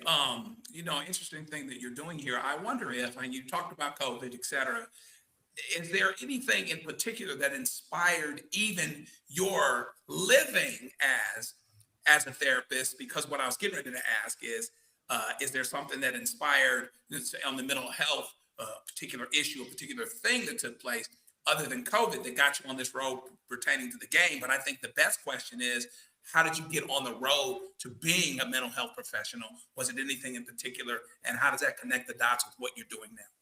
Yes, sir. I definitely like that question. So, first things first, I was a ward of the state when I was younger, which means I was in foster care and group home. So, through resilience, I was able to surpass that. But while being a ward of the state, therapy was mandatory weekly. And it wasn't a pleasant experience because all the therapists were older white women or Asians or something like that. So, it wasn't as relatable. So, it was hard to gain that cohesive experience from therapy.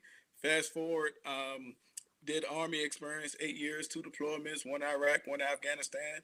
Still poor experience because all the therapists there didn't have military experience. And that's part of the reason why a lot of veterans tend not to go to therapy. They'll much rather go to group because it's more cohesive and you got that universality, somebody with that shared experience to help you.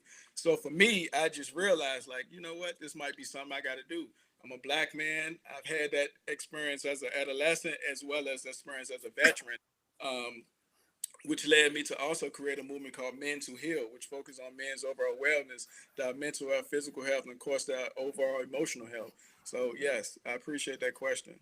That's what led me to get in this field and start my practice. Now I have a group practice in Richmond with 5 other black male therapists working alongside of me. We're serving the community. Excellent. Thank you, sir. All right, then. Well, folks, if you want to check out this game, go to shopblackstarnetwork.com. Shopblackstarnetwork.com to check the game out. Again, first of all, now James, what do you recommend breaking this out at parties or in smaller settings? I think it's both. So one-on-one with your partner, you definitely can gauge where they are, but you also can do it as a friendly family get together or your girls' night or just with your frat brothers or whoever you want to do it with. It's very interactive. It's not to create dysfunction. It's to bring y'all closer together, but most importantly, allow y'all to exchange dialogue so y'all can see, hey, we still need to work in this area, or hey, I agree with you or I disagree with you. You know, it's to exchange that dialogue. And also the date ideas, you know, that spontaneity piece will keep your relationship fresh and enhanced. All right, then. Again, folks, cheesy date board game. Shopblackstarnetwork.com. Go to the website right now to check it out. James, we appreciate it, man. Thanks a lot. My man, thank you for having me. All right, folks, going to a break. I'll be right back. Roland Martin Unfiltered on the Black Star Network. Don't forget to support the work that we do. Join our Bring the Funk fan club. You want to contribute via Cash App, use the Stripe QR code. You see it right here on the screen. It's also for credit cards. PayPal is R Martin Unfiltered. Venmo is RM Unfiltered. Zelle, Roland at RolandSMartin.com. Roland at RolandMartinUnfiltered.com. Checks and money orders. Make it payable to Roland Martin Unfiltered. P.O. Box 57196, Washington, D.C. 2003 7-0196. Back in a moment. If in this country right now, you have people get up in the morning and the only thing they can think about is how many people they can hurt, and they got the power, that's the time for mourning. For better or worse, what makes America special, it's that legal system that's supposed to protect minorities from the tyranny of the majority. We are at a point of a moral emergency. We must raise a voice of outrage. We must raise a voice of compassion. And we must raise a voice of unity.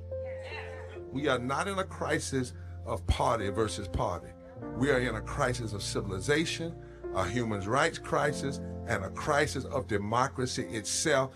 And guess what? You've been chosen to make sure that those that would destroy, those that would hate, don't have the final say, and they don't ultimately win. Melanie Campbell, National Coalition on Black Civic Participation and Black Women's Roundtable.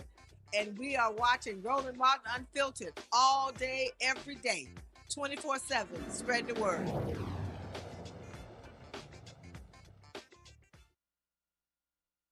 All right, folks, we've been talking about January 5th, what took place, of course, 5 years ago. January 6th, what took place 5 years ago on this day.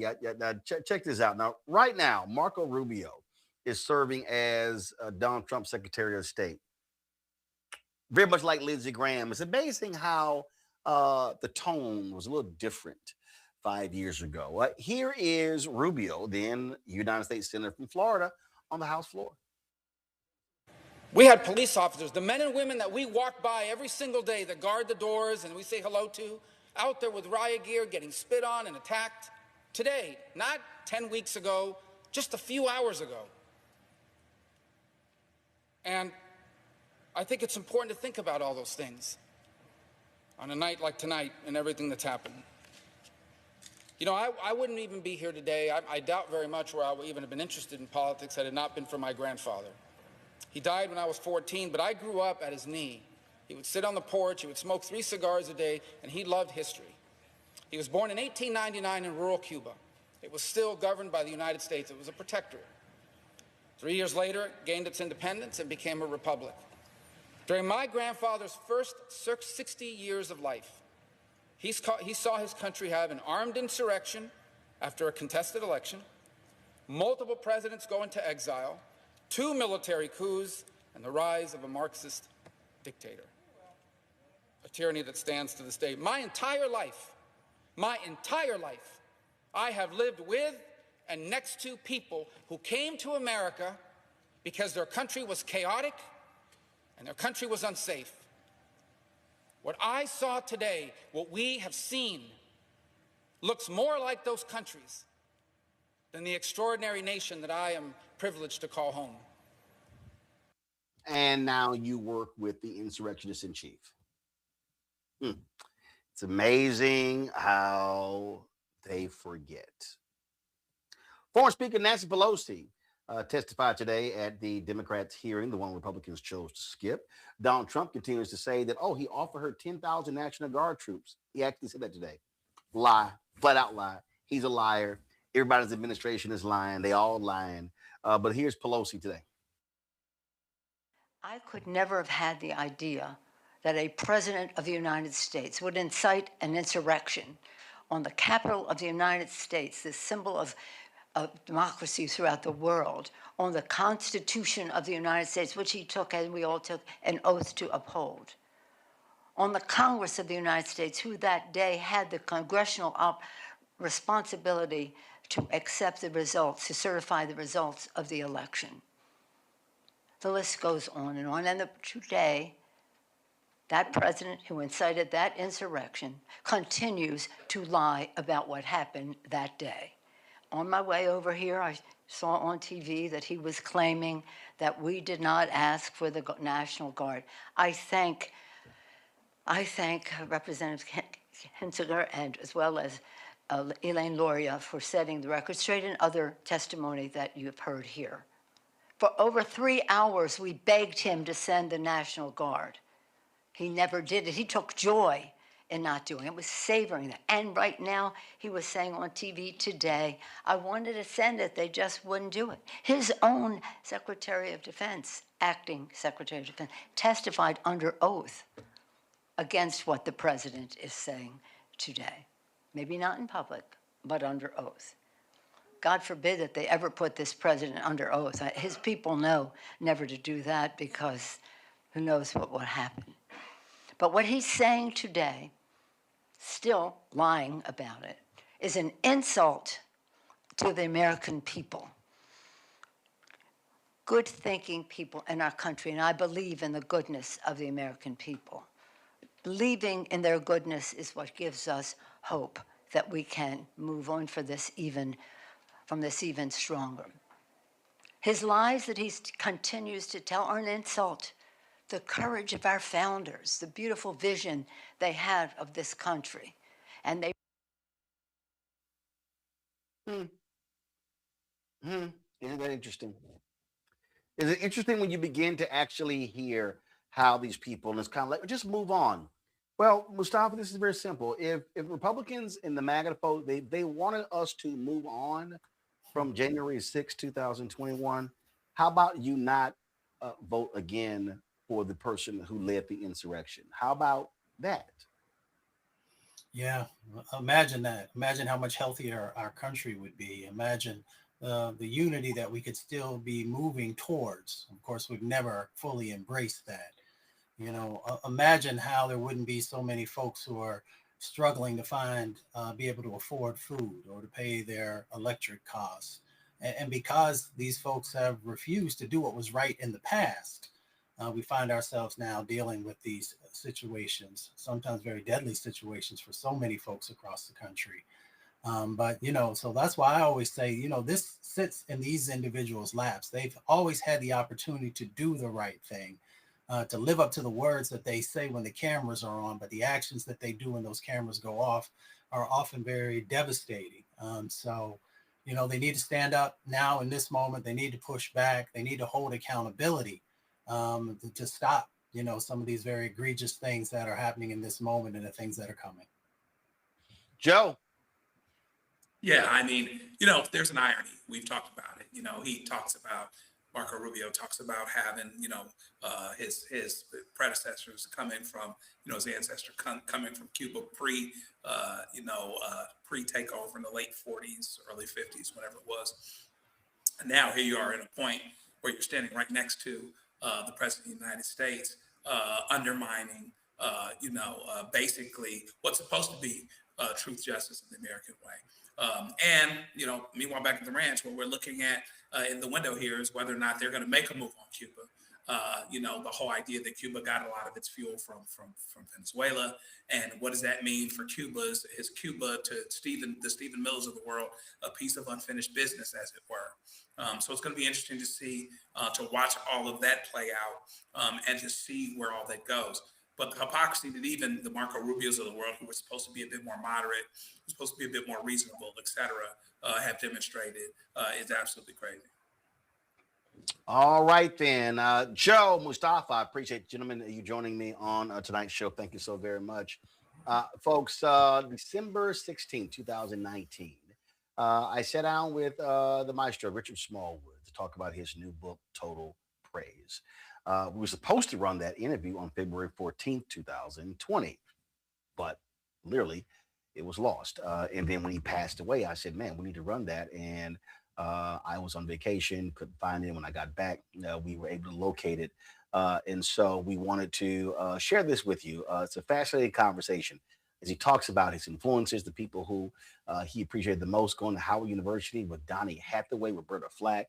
Lots of things we talked about in this 45-minute interview. And so we wanted to share that with you. Of course, he passed away last week at the age of 77. His homegoing will be on January 24th at First Baptist Church, Glen Arden in Maryland. We're going to be live streaming that here on the Black Star Network. But I really hope you enjoy this. This is my conversation with the great Richard Smallwood about his autobiography, Total Praise. Richard Smallwood, how you doing? I'm fine, Roland. How are you? I'm doing good. First, books are always personal, especially autobiographies written by the author. Absolutely. For you, how long did it take you? A little over 6 years. Really? Yeah. What took so long? There was so much of my life. I did a lot of research on my ancestry.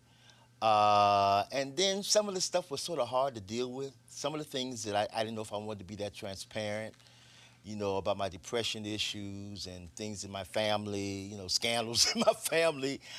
So it took a while. I kept stopping and starting. But I'm glad that I finished it. I interviewed Walter Mosley once, and I was telling him, first of all, I don't read fiction. Mm-hmm. I only read nonfiction. And Walter said, he said, you can actually be more truthful when it's fiction. Really? He said, because folks cut corners when it's nonfiction, because they don't necessarily want all of it. Of it out. I get it. And so, was that something that you had to grapple with? And did you finally say, you know what, if I'm going to do it, put it all out there? That's basically what I did. I felt that I could say something. I had the platform to say some things that would help people. Mm-hmm. About mental health, about being illegitimate, and then I wanted to talk about my musical life, my tenure at Howard, how I got to where some of the songs came from that people want to know about. So, it was more than just the difficult things. Of course, the death of my mom was probably the hardest thing I've ever had to deal with. And so reliving that was not easy, talking about it and being frank with it. But I just wanted to, hopefully, I didn't want to tell a tell-all or some kind of scandal book. I just wanted to tell about my life and hopefully the things that would help other people and make a difference in people's lives. So when you talk about a couple of things you said depression, but also being illegitimate. Again, those are very personal things for people, but it's also stuff that people actually deal with every day. Absolutely. And I didn't find out about my heritage until probably 2000. My mother told me that Smallwood was not my father. And of course, Smallwood and I had a very stormy kind of relationship. He was physically abusive to me as I was growing up. He was also a pedophile and molested a number of little friends of mine, girls friends of mine when I was small. So, to be honest with that. And you knew at the time? I didn't know all of it. When I was 11, my mother said, we got to have an adult conversation. At 11? At 11. And because it involved one of the little girls at the church, because he was a pastor, and one of my best friends. And I think my mother thought it was going to blow up, and I would hear about it. So she'd rather tell me first before it got back to me. And so we talked about it, I never heard anything else about it, but it certainly was not the first nor the last. There was a pattern even before I was born. So that and physical abuse, which probably was the reason that I ran to music, and it felt so safe and so comfortable when I would, get physically abused. I would go to the music. I'd go to the record player. I would go to the piano. I would take the Christmas decorations out of my mother off the Christmas tree. Mother had angels and form a choir. I would stand in front of the mirror and pretend like I was singing in front of thousands of people. That was my escape. That was my fantasy, And so a lot of that, was the foundation of who I was to become. So everything happens for a reason. When we talk about that love of music, Charlie Wilson, when I interviewed him, he talked about where he was surrounded. It was music all the time. And so what was the music that was being played in your house that inspired you, that moved you? Everything. My mother said before I start talking, I was humming melodies that I heard at church. So they would bring me home and put me in the crib, and I just started humming, what a friend we have in Jesus. Oh, Jesus, keep me near the cross. And sort of tripped her out because she was like, this kid can't talk. He's humming recognizable melodies. So she got me a toy piano, a blue toy piano when I was 2, and I would bang out the rhythms on the piano and hum. And then she started taking me to concerts. She listened to, I grew up listening to people like, Sarah Vaughan and Ella Fitzgerald and Nancy Wilson, and she played a lot of the then pop music on the radio that I would hear, Patti Page and just a whole bunch of Nat King Cole, just a whole bunch of people. And then, of course, I had the church influence as well. And I had she would take me to hear the Davis Sisters and the Clara Ward singers. She would also she brought me home a recording of Rachmaninoff's Piano Concerto No. 2 when I was about 10, and said, if you like this music, I'll take you to some classical concerts. I would go to the classical concerts, I'd go to the gospel concerts. My stepfather didn't allow secular music in the house. So when I was about 14, 13, I started sneaking Motown in the house. The first record I snuck in the house was Dancing in the Street by Martha Reeves and the Vandellas. That was the first.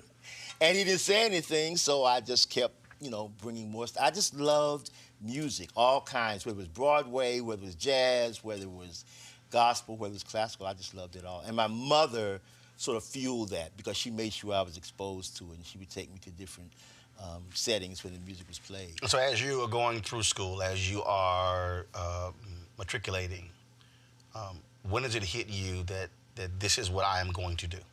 All my life. When I was 5 years old, I announced to her I was going to be a gospel artist. And she said, "You are?" And I said, "Yes, so I need you to get me a robe made." So there's a picture in the book, actually. I was 5 years old, and she had me a black robe made. And I would put that robe on and put the recordings on and stand in front of the mirror and just sing or play. So it's something I always knew, and it's something they always knew because I was so drawn to music that it was sort of evident, I think, to all of my relatives that it was something that I was going to do. So I never wanted to be. I wanted to be a cowboy for a while. I went through that stage, but the musician is all I've ever wanted to do, and thank God that she encouraged that. She never said you can't make no money at it, you know. Also, my other relatives say, "So what are you gonna do for a living?" You know. And of course, I taught in the D.C. public schools. I taught privately, you know, all of that. But my goal was to do what I've been doing for the past 40 years. What is it about music that, from your perspective, affects us in such a unique way? I don't care what your age is, your race, your gender, sexual orientation, doesn't matter. Music does something to us. Absolutely. I think music is spiritual.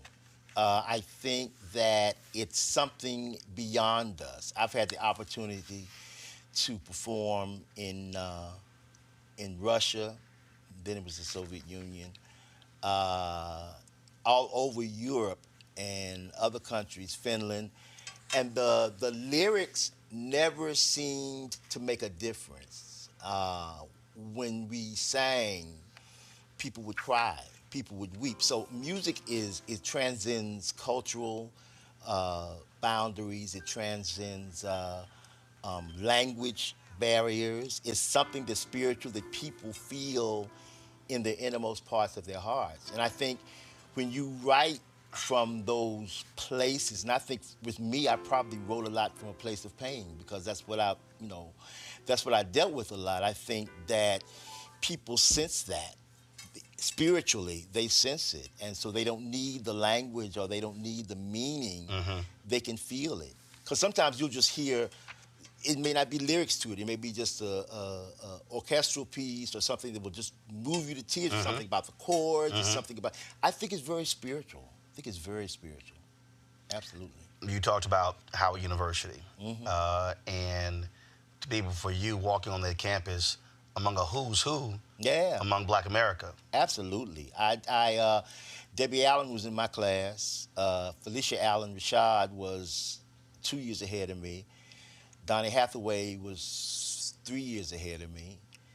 But I got there in the midst of some of the greatness. You know, Donny would take time and show me chords as a freshman and show me how to incorporate things in gospel music, chord and harmony-wise, that I'd never heard of before. Because when I grew up, you can play too many jazz chords in the church because they would get you. They was like, that's too jazzy, boy. This ain't no club, you know? So even though that jazz came out of gospel. Absolutely.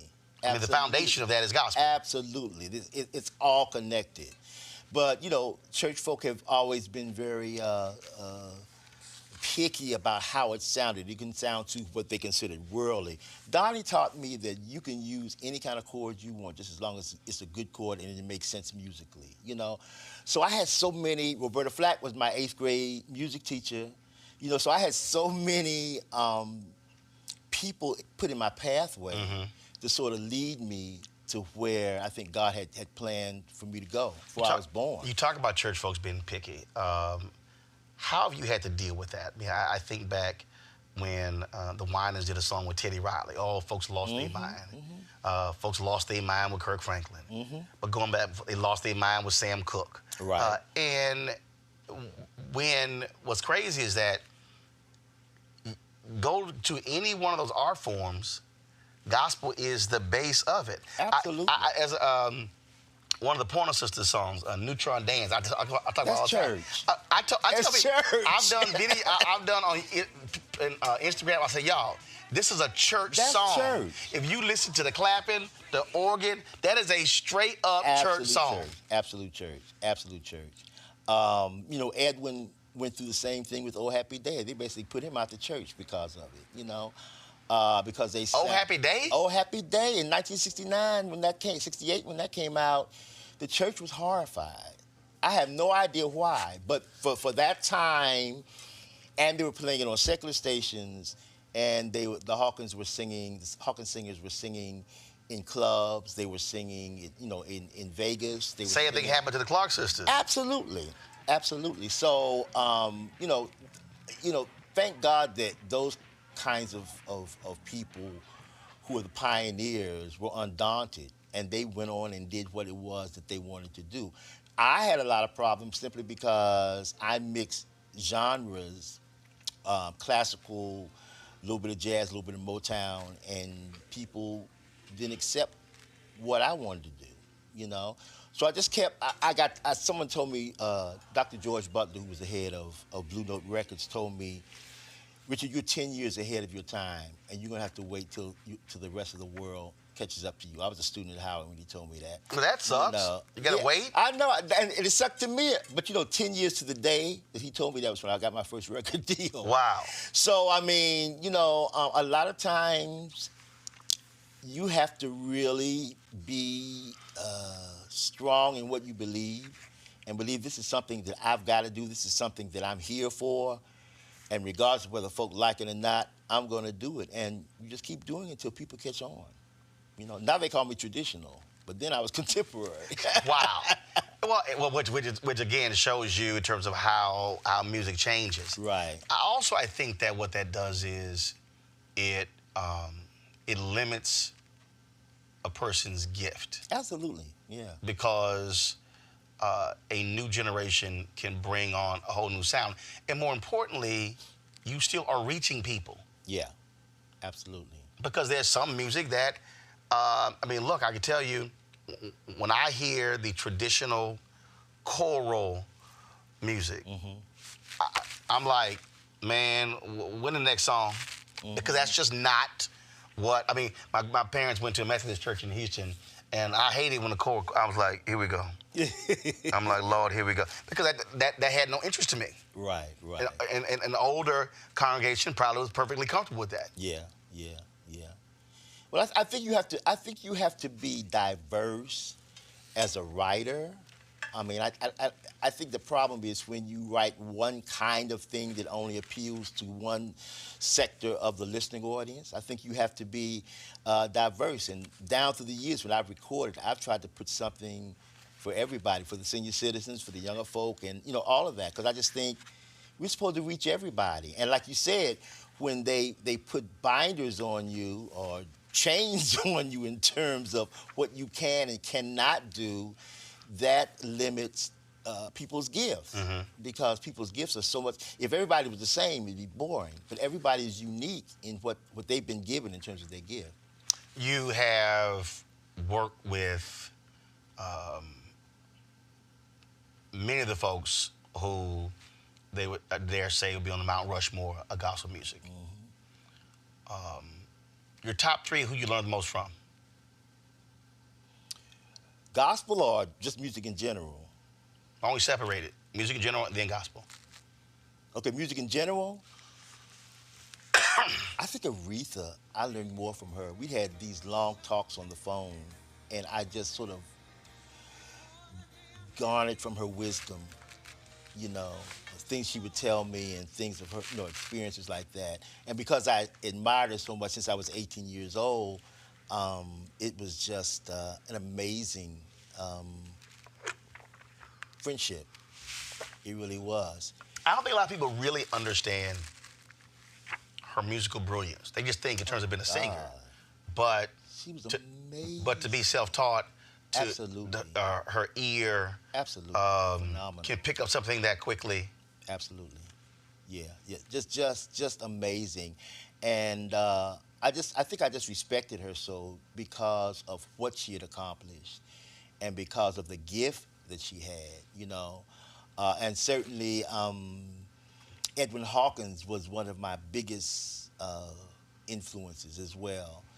He sort of took me under his wing when I was about 20 or 21. Took me on the road with him, began to play for him. And again, this was someone who was so full of wisdom, who had gone through the whole thing about not being accepted in the church, who had gone through the thing about your music is different. It doesn't sound like anything else. It's not quartet enough. It's not choral enough. It's got jazz chords. It's got jazz harmonies in it, So there were people like that, like Roberta Flack as well, who just taught me a lot of things by just by me sitting there observing and listening. I learned so much from them. So I'm glad that people like that were put in my way to sort of, and like Donnie, and I'm so proud of his daughter, Layla, who is just, I said, your daddy is living in your throat. He really, really is, She's just amazing. But I think, what would he be doing if he was still alive today? I can't imagine the wonderful, amazing music that he would be writing and performing. You talked about, obviously, your issues with depression, but also looking at him. Yes, what he had to deal with. Absolutely. And the thing about that is that when we were in school, I never saw a sign of that. Donnie was one of the nicest, most humble people I think I've ever met. He would play for anybody on the talent shows at Howard. I mean, just a really nice guy. And when he left Howard and began to, gain popularity when his records were released, we started hearing things of strange behavior. We were all still in school, and we thought it was drugs. We didn't know what it was. And that was the thing, Donnie's on drugs and blah, blah, blah. It wasn't until much later that I understood that he had, major, major, major mental problems, and because that just was not him. He was just a wonderful, wonderful person. But you just never know what people are dealing with. And a lot of times I think that mental issue is what feeds into the creativity. It has so much, that connection is so strong, I think. Well, I think that, giving an example today, Kanye West. Absolutely. In terms of dealing with that, him not wanting to take his medicine, not take his drugs, which some people say has an impact on one's creativity, but you also have an issue with one's sanity. Exactly. And I sit here as witness that the medication that people take now are not the medications of 20 and 30 years ago. I've been on medication for many, many, many years, and it hasn't stifled my creativity, but it depends on what you take, and depends on what your psychiatrist, prescribes for you. But you can still live a normal life. And that's why I'm always on the mountaintop screaming, get help, get professional help, reach out, because the church, again, they'll say, well, you're possessed. You come up here and lay on the altar for about 5 hours, and then we'll cast it out of you. Well, if you had high blood pressure, if you had cancer, if you had whatever you had, you'd go to a medical doctor. So there are doctors that are here for the mind as well. There's nothing wrong with taking advantage of that, and I'm glad that I finally got up the nerve to go, because it was one of the best things that I've ever done was to go into therapy.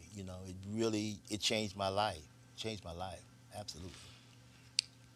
Earlier you mentioned the pain in writing. And so many people say to songwriters, until you have dealt with pain, you are not truly a great songwriter. Why is that? I don't know. I think the pain, again, fuels what it is that's in you that causes you to write, because you're writing from your experience. Sometimes you're writing from hurt. And I'm not saying that every writer has to go through intense pain in order to write good music, but for me, I think that had everything to do with the music I've written. you know. It comes from that place. And I think people recognize it, people's spirits pick up on it when you write from that place and they can identify with it. And for me, I just think some of the music that I've written has come from, especially the ones that people say, "Oh, I love that song." And I'm like, if you only knew what I had to go through to write that song, you know. So I think there is a correlation between the pain and the creativity and really writing, because for me, it's harder to verbalize it. The easiest way for me to talk about it is through the music, you know. And I think I can do a better job of really portraying what I feel through the music as opposed to just talking about it. Of the songs we're familiar with, what would be, of those songs, what song that people will be shocked to understand the backstory? Probably Total Praise.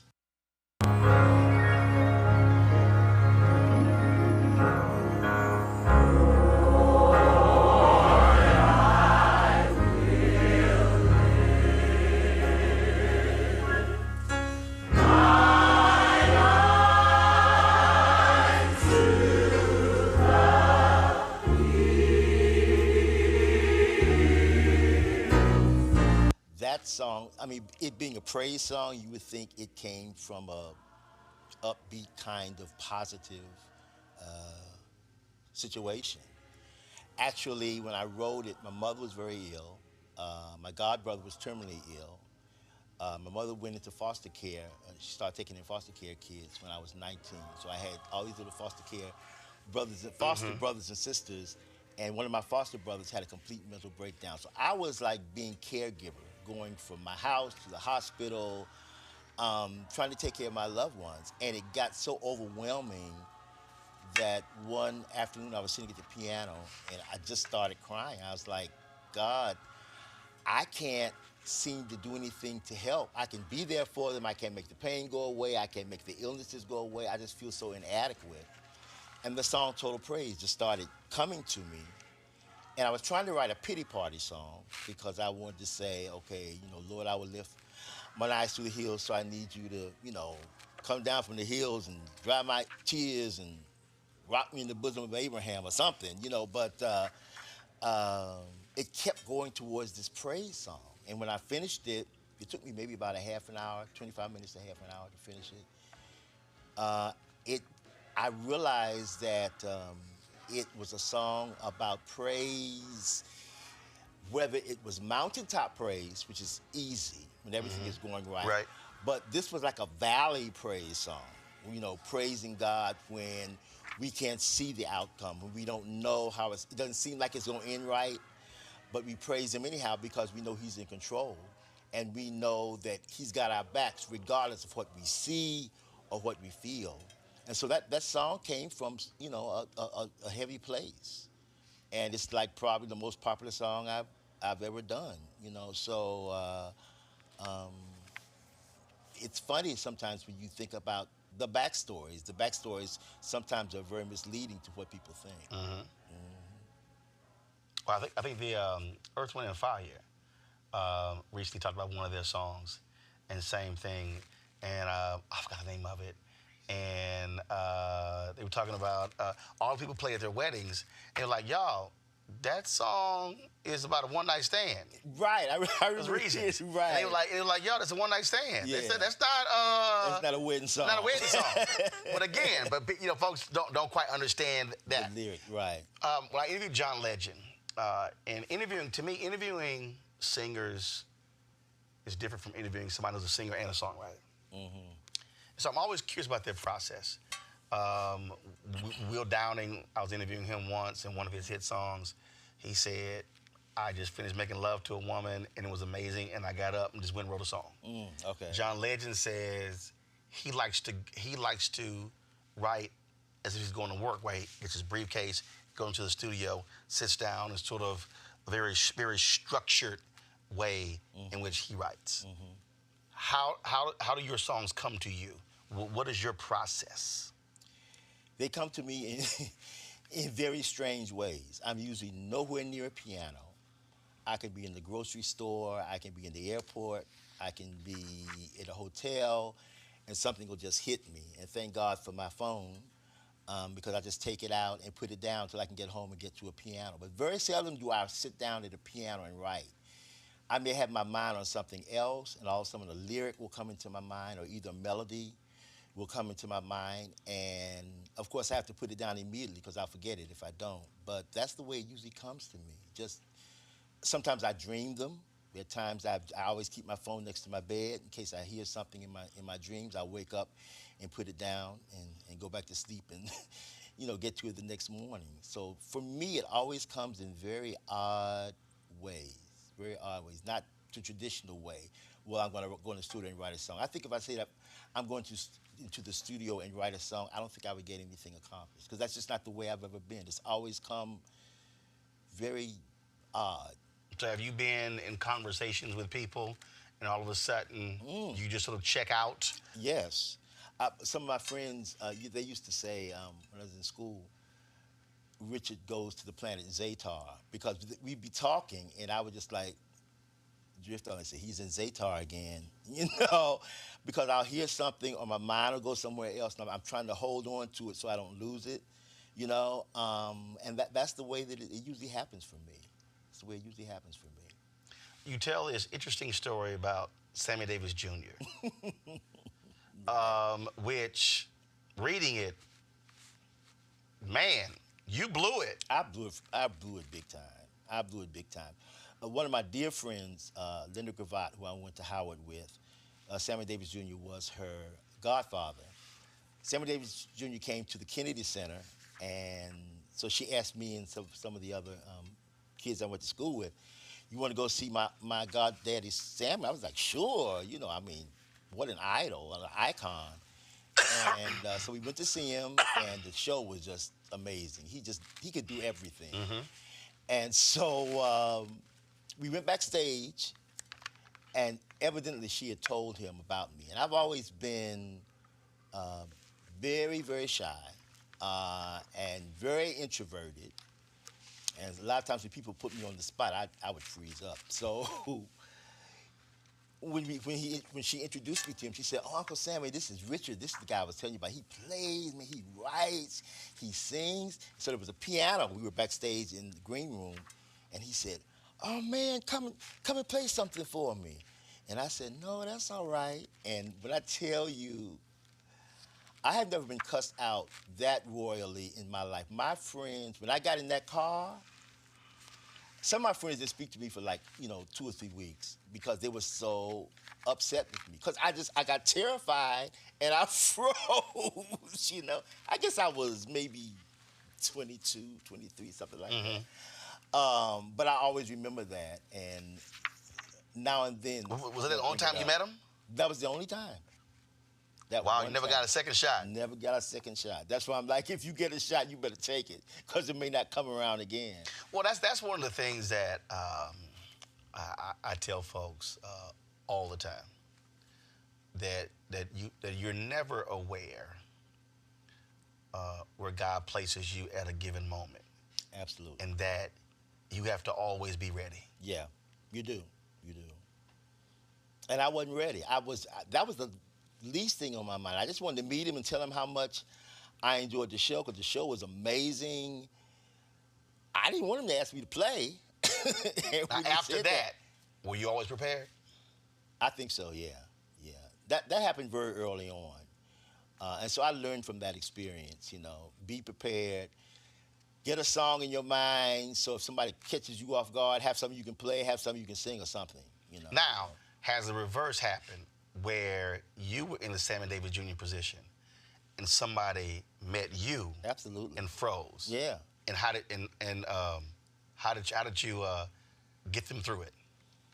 I would just usually talk to them and say, it's all right, you don't have to be afraid. I'm just Richard, just a normal guy and stuff like that. Sometimes it worked, sometimes it didn't, but I always try to put them at ease. Sammy was like, "Oh, okay, man, all right, well, good to meet you." And he went on to the next person. So that was my lesson. Well, I think of a lot of people, we certainly have those lessons. Yeah. And I tell folks all the time, always be prepared. Yeah. Always be ready. Exactly. Always. You gotta be. You gotta be. If you had to assess gospel music today, where is it? How do you see it? Well, it's at a different place. Somebody asked me that earlier, and I was saying, I don't really hear the kind of writing that really stands the test of time. A lot of times I hear ditties and just something for the top 10 Billboard charts. I've always wanted to write music that will last long after I'm gone. You know, I mean, the Amazing Graces, the Precious Lords, I mean, the Right. songs that have, because I think that's the kind of songs that brought my forefathers through, you know, and people still listen to it. So I've always wanted that, and I think a lot of times people now write for the popularity, as opposed to writing something with some meat on it that really is going to make a difference in people's lives. People always ask me, what is the most amazing thing that has happened to you in your career? And they expect me to say some kind of award, a Grammy, or Stellar, or Dove, or something like that. And I always say, it's when people come up to me and said, your music got me through my mother's death. Right. Your music got me through my divorce. Your music got me through school. You know, because I think that's what music should do. It should reach that place in other people that really encourages people and Right. makes a difference in their lives. Well, I think it's just like, I remember reading a piece, Andre 3000, been off the scene for a while. Right. I think he was going to Coachella, and he was talking to Prince. And he didn't want to do any of his own music. And Prince, who went through that, who would do concerts and didn't want to do any old music, people like, right, bro, we ain't trying to hear the new stuff. Right. And Prince said, do your old stuff. That's what they want to hear. Right. But it's also how folks feel. I say to Tamla Mann, I mean, from this point for the rest of her life, she can't do a concert without singing "Take Me to the King." Exactly. I mean, every art, to me, if you are, when you're an artist and you have that kind of song, Richard Roundtree said this about acting.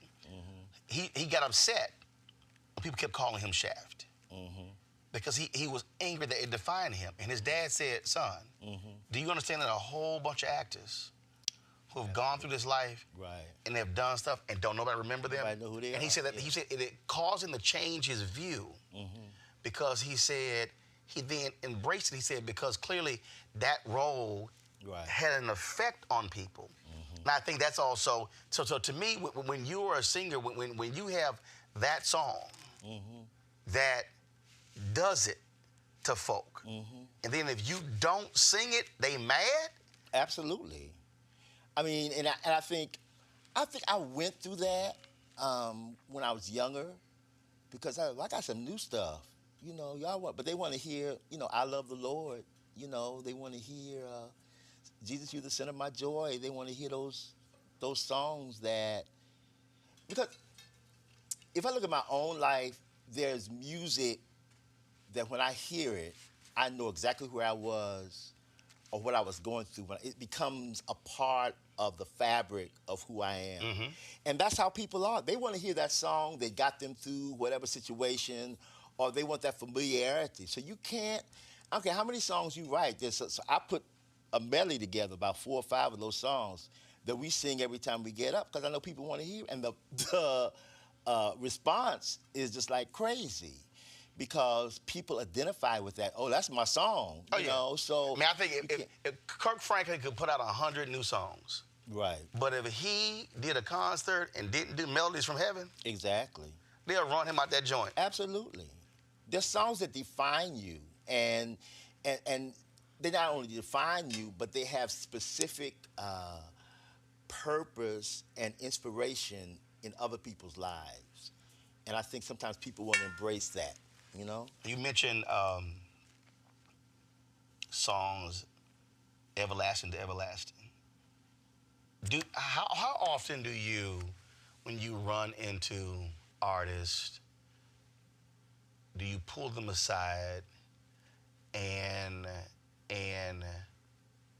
try to teach or drop wisdom? I mean, for me, I can see people, I can meet folks, and I see them on television. And I'll try to do that, and some people take it, some people don't. For me, I don't care. Because for me, it's this is not about how do they greet you on the street. It's really, to your point, same thing. When people come up to me and they say, man, I had no idea about a lot of this stuff. Right. What you've taught me, what I've learned. Right.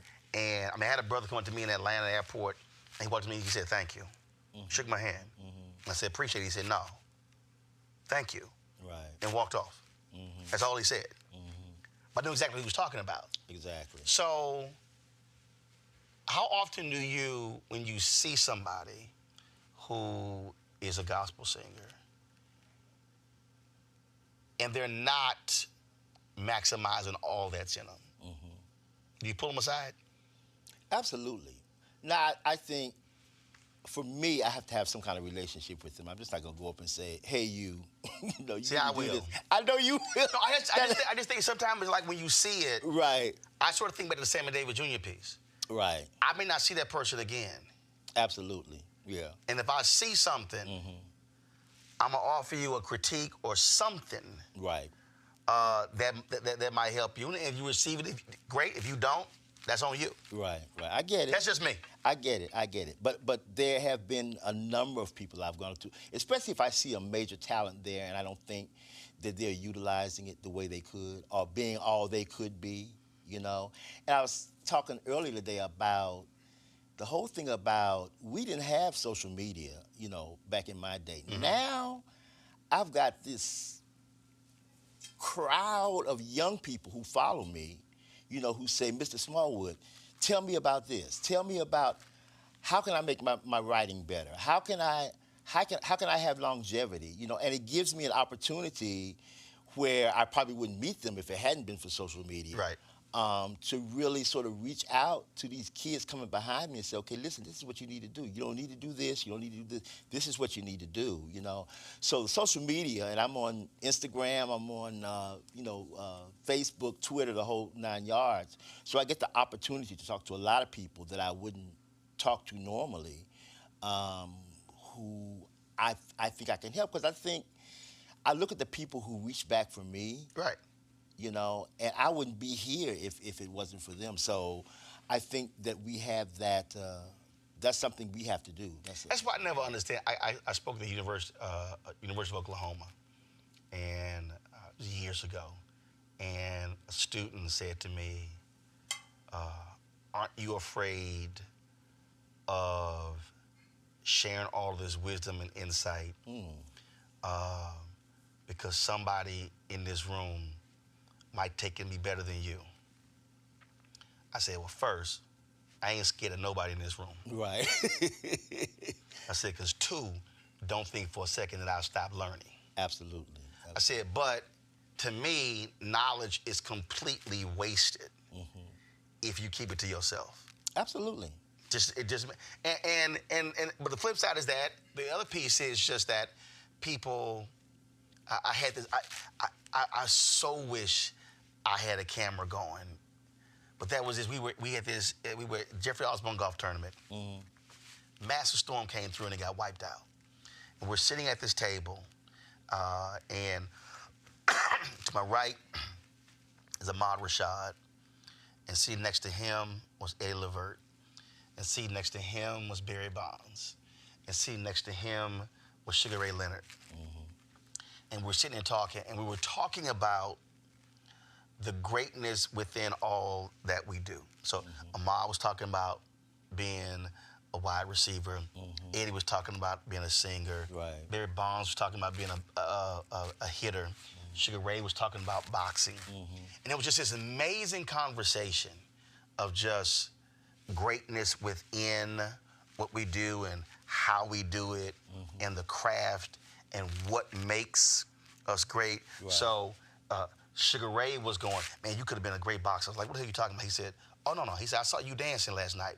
He said, your footwork is, he said, a man your size, your footwork. He said, man, I was just watching you and I'm going, dude, you had some of the best footwork. He said, no. He said, I was watching your footwork and was like, man, he's got great footwork. Okay. And so then we were just, we were just talking about just different things. Right. It was just this amazing conversation and how we were all sharing this unique insight in terms of what makes us as good at what we do. And Napoleon Hill in his book, Think and Grow Rich, talked about mastermind group. And I think for a lot of people, they don't do that enough where they put themselves in position to learn from others. Yeah. Like you can be here, but there's still somebody who can still teach you something. Absolutely. You can always learn. And that's my prayer and my desire, that I will never stop learning, because the more I learn, the better I become. And I think it's so important that I do reach back to people that are coming behind me and encourage them, because it's so important. I've never had an issue with showing somebody chord or talking about songwriting, because I think I have the knowledge that I have simply because I'm there to help other people. So name an artist you would love to write a song for. Okay, name two. One who's deceased, who you would have loved to have written a song for, artist or group, and then living. Oh, wow. Let me see. Deceased. I wrote something for so many people. That's a good question. Maybe Sammy. Somebody like, maybe, you know what?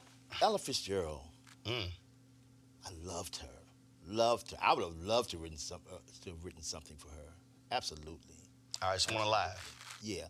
Alive. He's a writer, and he writes his own stuff, but I would love to write something for Stevie Wonder. Because I've always loved his gift. Always loved his gift. Ask him. Yeah, I will. Call him up. I've never, I remember I was singing for Sissy Houston's birthday party at her Sunday service in church, and Stevie was in the audience, and the audience was singing Total Praise, and he was standing up singing. I was like, Stevie Wonder knows my song, and everyone was like, fool, of course he knows it, so sometimes you put yourself in, you're surprised at how the music reaches. Right. Past, genres. It's music. Good music is good music, So that's a good idea. I think I will. Do that. I'll send him a text too. Steve, okay. Last question for you. I ask every book author this. What was your wow moment in writing this? Whether you're researching or autobiography, where they're writing it and they go, wow. Whether it was a memory or was something, what was that one wow moment for you when you were writing Total Praise? I think well, there were a number of them. Well, one that sort of stands out in my mind is that my relationship with my stepfather was very volatile.